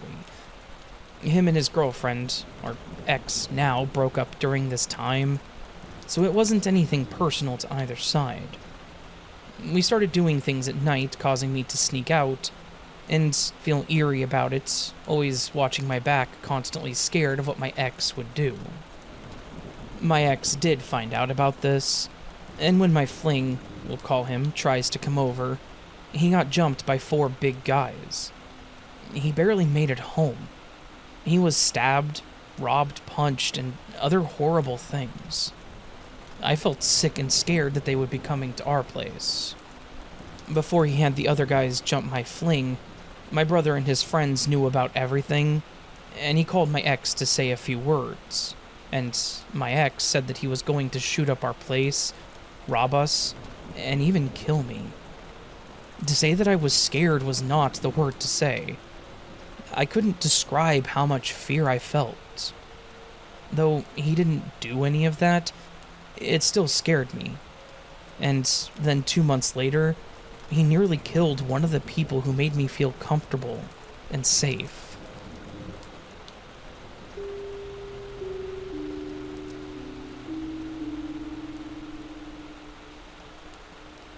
This happened pretty recently. I, 23, female, work in property management. I was not supposed to be working alone that day, but my manager and coworker called in sick, and my other coworker had requested time off that we all forgot about. I voiced my concerns because the property is in a crime-ridden area, and I've had some bad experiences in the past. I actually transitioned to a different role because I no longer felt safe. But they offered me a lot of money to come back, so I did. The front doors stayed unlocked during business hours, so literally anybody could walk in. Also, it's a large and busy property. I needed someone with me just to help with all the tours and residents. Nobody was able to do anything, so I called one of our sister properties and begged for their leaser to help me. They agreed, but the leaser was going to have to leave early. I agreed and was just happy to have someone help. Flash forward to an hour before closing, and the leaser had to go. Literally, as she walked out, this disgruntled man walked in holding a duffel bag. I hate to profile him, but he was clearly homeless, and not all there mentally. He walked up to me and handed me his ID. I asked how I could help him, and all he could say was, "You don't respect veterans." I again asked how I could help him, and he couldn't give me a straight answer. I was getting fed up when the coworker who had requested the day off happened to come in just to say hi. My coworker instantly knew that something was off, so he came over to investigate. The homeless guy didn't like my coworker asking him all these questions, so he opened up his duffel bag and started sorting through it. He pulled out a piece of women's lingerie and threw it on my desk. Then he pulled out a box, and in that box was an SD card. He was trying to put it into my computer, and I told him not to do that. He listened to me, but proceeded to rummage through his bag. He seemed very irritated because we kept telling him, "If you can't tell us how we can help you, then you need to leave." At this point, I'm getting scared that he's going to pull out a gun and just light us up. Instead of a gun, he pulled out a knife. Instantly, both me and my coworker start screaming at him to put the knife away and leave. He eventually put the knife away, but refused to leave. I messaged my manager, who was out sick, but lived on site, to please call the cops, and I told him there was a guy with a knife in the office. My coworker who was with me didn't physically force him out, but he guided him out by walking towards him and making himself look threatening. Finally, the dude leaves, and we immediately lock the doors. He kept trying to come back in and was cussing up a storm outside. Eventually, he made his way to the convenience store that is attached to the building. Within 30 seconds of him going in, about 4 squad cars pulled up. We pointed at the store and they ran in there. The guy got aggressive with the police, so they did beat him and ended up detaining him. I told the police to look in his bag for the knife, and they found it. I identified the weapon and answered some of the police questions. I didn't press charges because this was clearly a mental health crisis, and jail isn't going to reform that. He needs serious professional help. The DA pressed charges on my behalf, and the courts granted me a protection order. They also let him go without bail. The last update that I got was that he didn't show up to his court hearing, and now there's a warrant out for his arrest. Gee, I wonder why. I haven't seen him since this event took place, and that's all I really care about.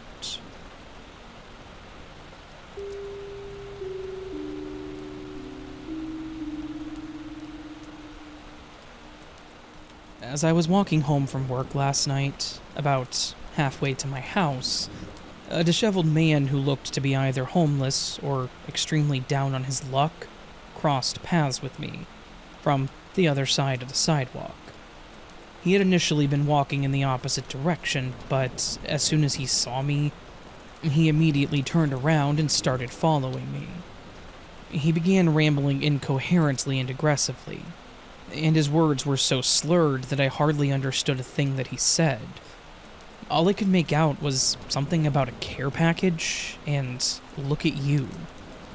It was obvious this man was under the influence of multiple substances. I quickened my pace to try and avoid any eye contact with the man, and he was getting agitated that I wasn't paying attention to him. When my walking speed got too quick for his inebriated stumbling to keep up with, he stopped talking and instead began just trying to follow me. I kept looking over my shoulder at him, and every time I saw him, he would either stop or try to duck behind a bush. Finally, I started outright sprinting and looking for a spot that I could hide myself. I came up to my local mosque, and I tried to sneak around the corner into the parking lot of it, where there was a tree that I hid behind. While hiding there, I frantically dialed 911. I told them that a strange man displaying unstable behavior was trying to follow me, and I described my location, myself, and the man to them. The dispatcher assured me that officers were on their way to where I was, but while waiting for them, I saw a figure heading up the sidewalk in front of the parking lot that I was hiding in. Panic immediately filled me, until the passerby was close enough to where I could see that it was not the same man who had just bothered me, and they turned out to be harmless. Mere moments after this, the cops arrived to where I was, pulling up next to the tree and motioned for me to come out and talk to them. The officer driving the vehicle asked me the standard questions: a description of the incident, where I was when it happened, etc. While we were talking, he spotted a man in another parking lot down the street, not far from where I had my first encounter with the creep. He asked me if this was the man that I had encountered, and it was hard to tell between the darkness and the distance, but I was pretty sure that it was. Another police vehicle had pulled into that parking lot, and it appeared that an officer got out to talk to the man. The officer I had been talking to asked me how far I was from my house, and I told them that I was pretty close to my street at this point. He assured me that I should be safe to walk the rest of the way home, and that they had other cop cars patrolling the area. I thanked him and finished walking home without further incidents, thank God. And shortly after I got home, I saw that I had a text from my boyfriend that read, "Are you okay?" The text had been sent at around the time the incident was occurring, as if he could sense that I was in a fearful situation. I replied back telling him what had happened. He told me that he had gotten yelled at by a homeless man earlier too. I described the creep that I encountered to him and asked him if he thought it was the same guy. He said that he didn't think so. We also had a brief phone call to make sure that each other were okay. I let him know that I was home safe, and he told me that he was in a vehicle with a group, so he was safe too. I don't know what the cops ended up doing about the man, but I hope that he stays as far away from me as possible.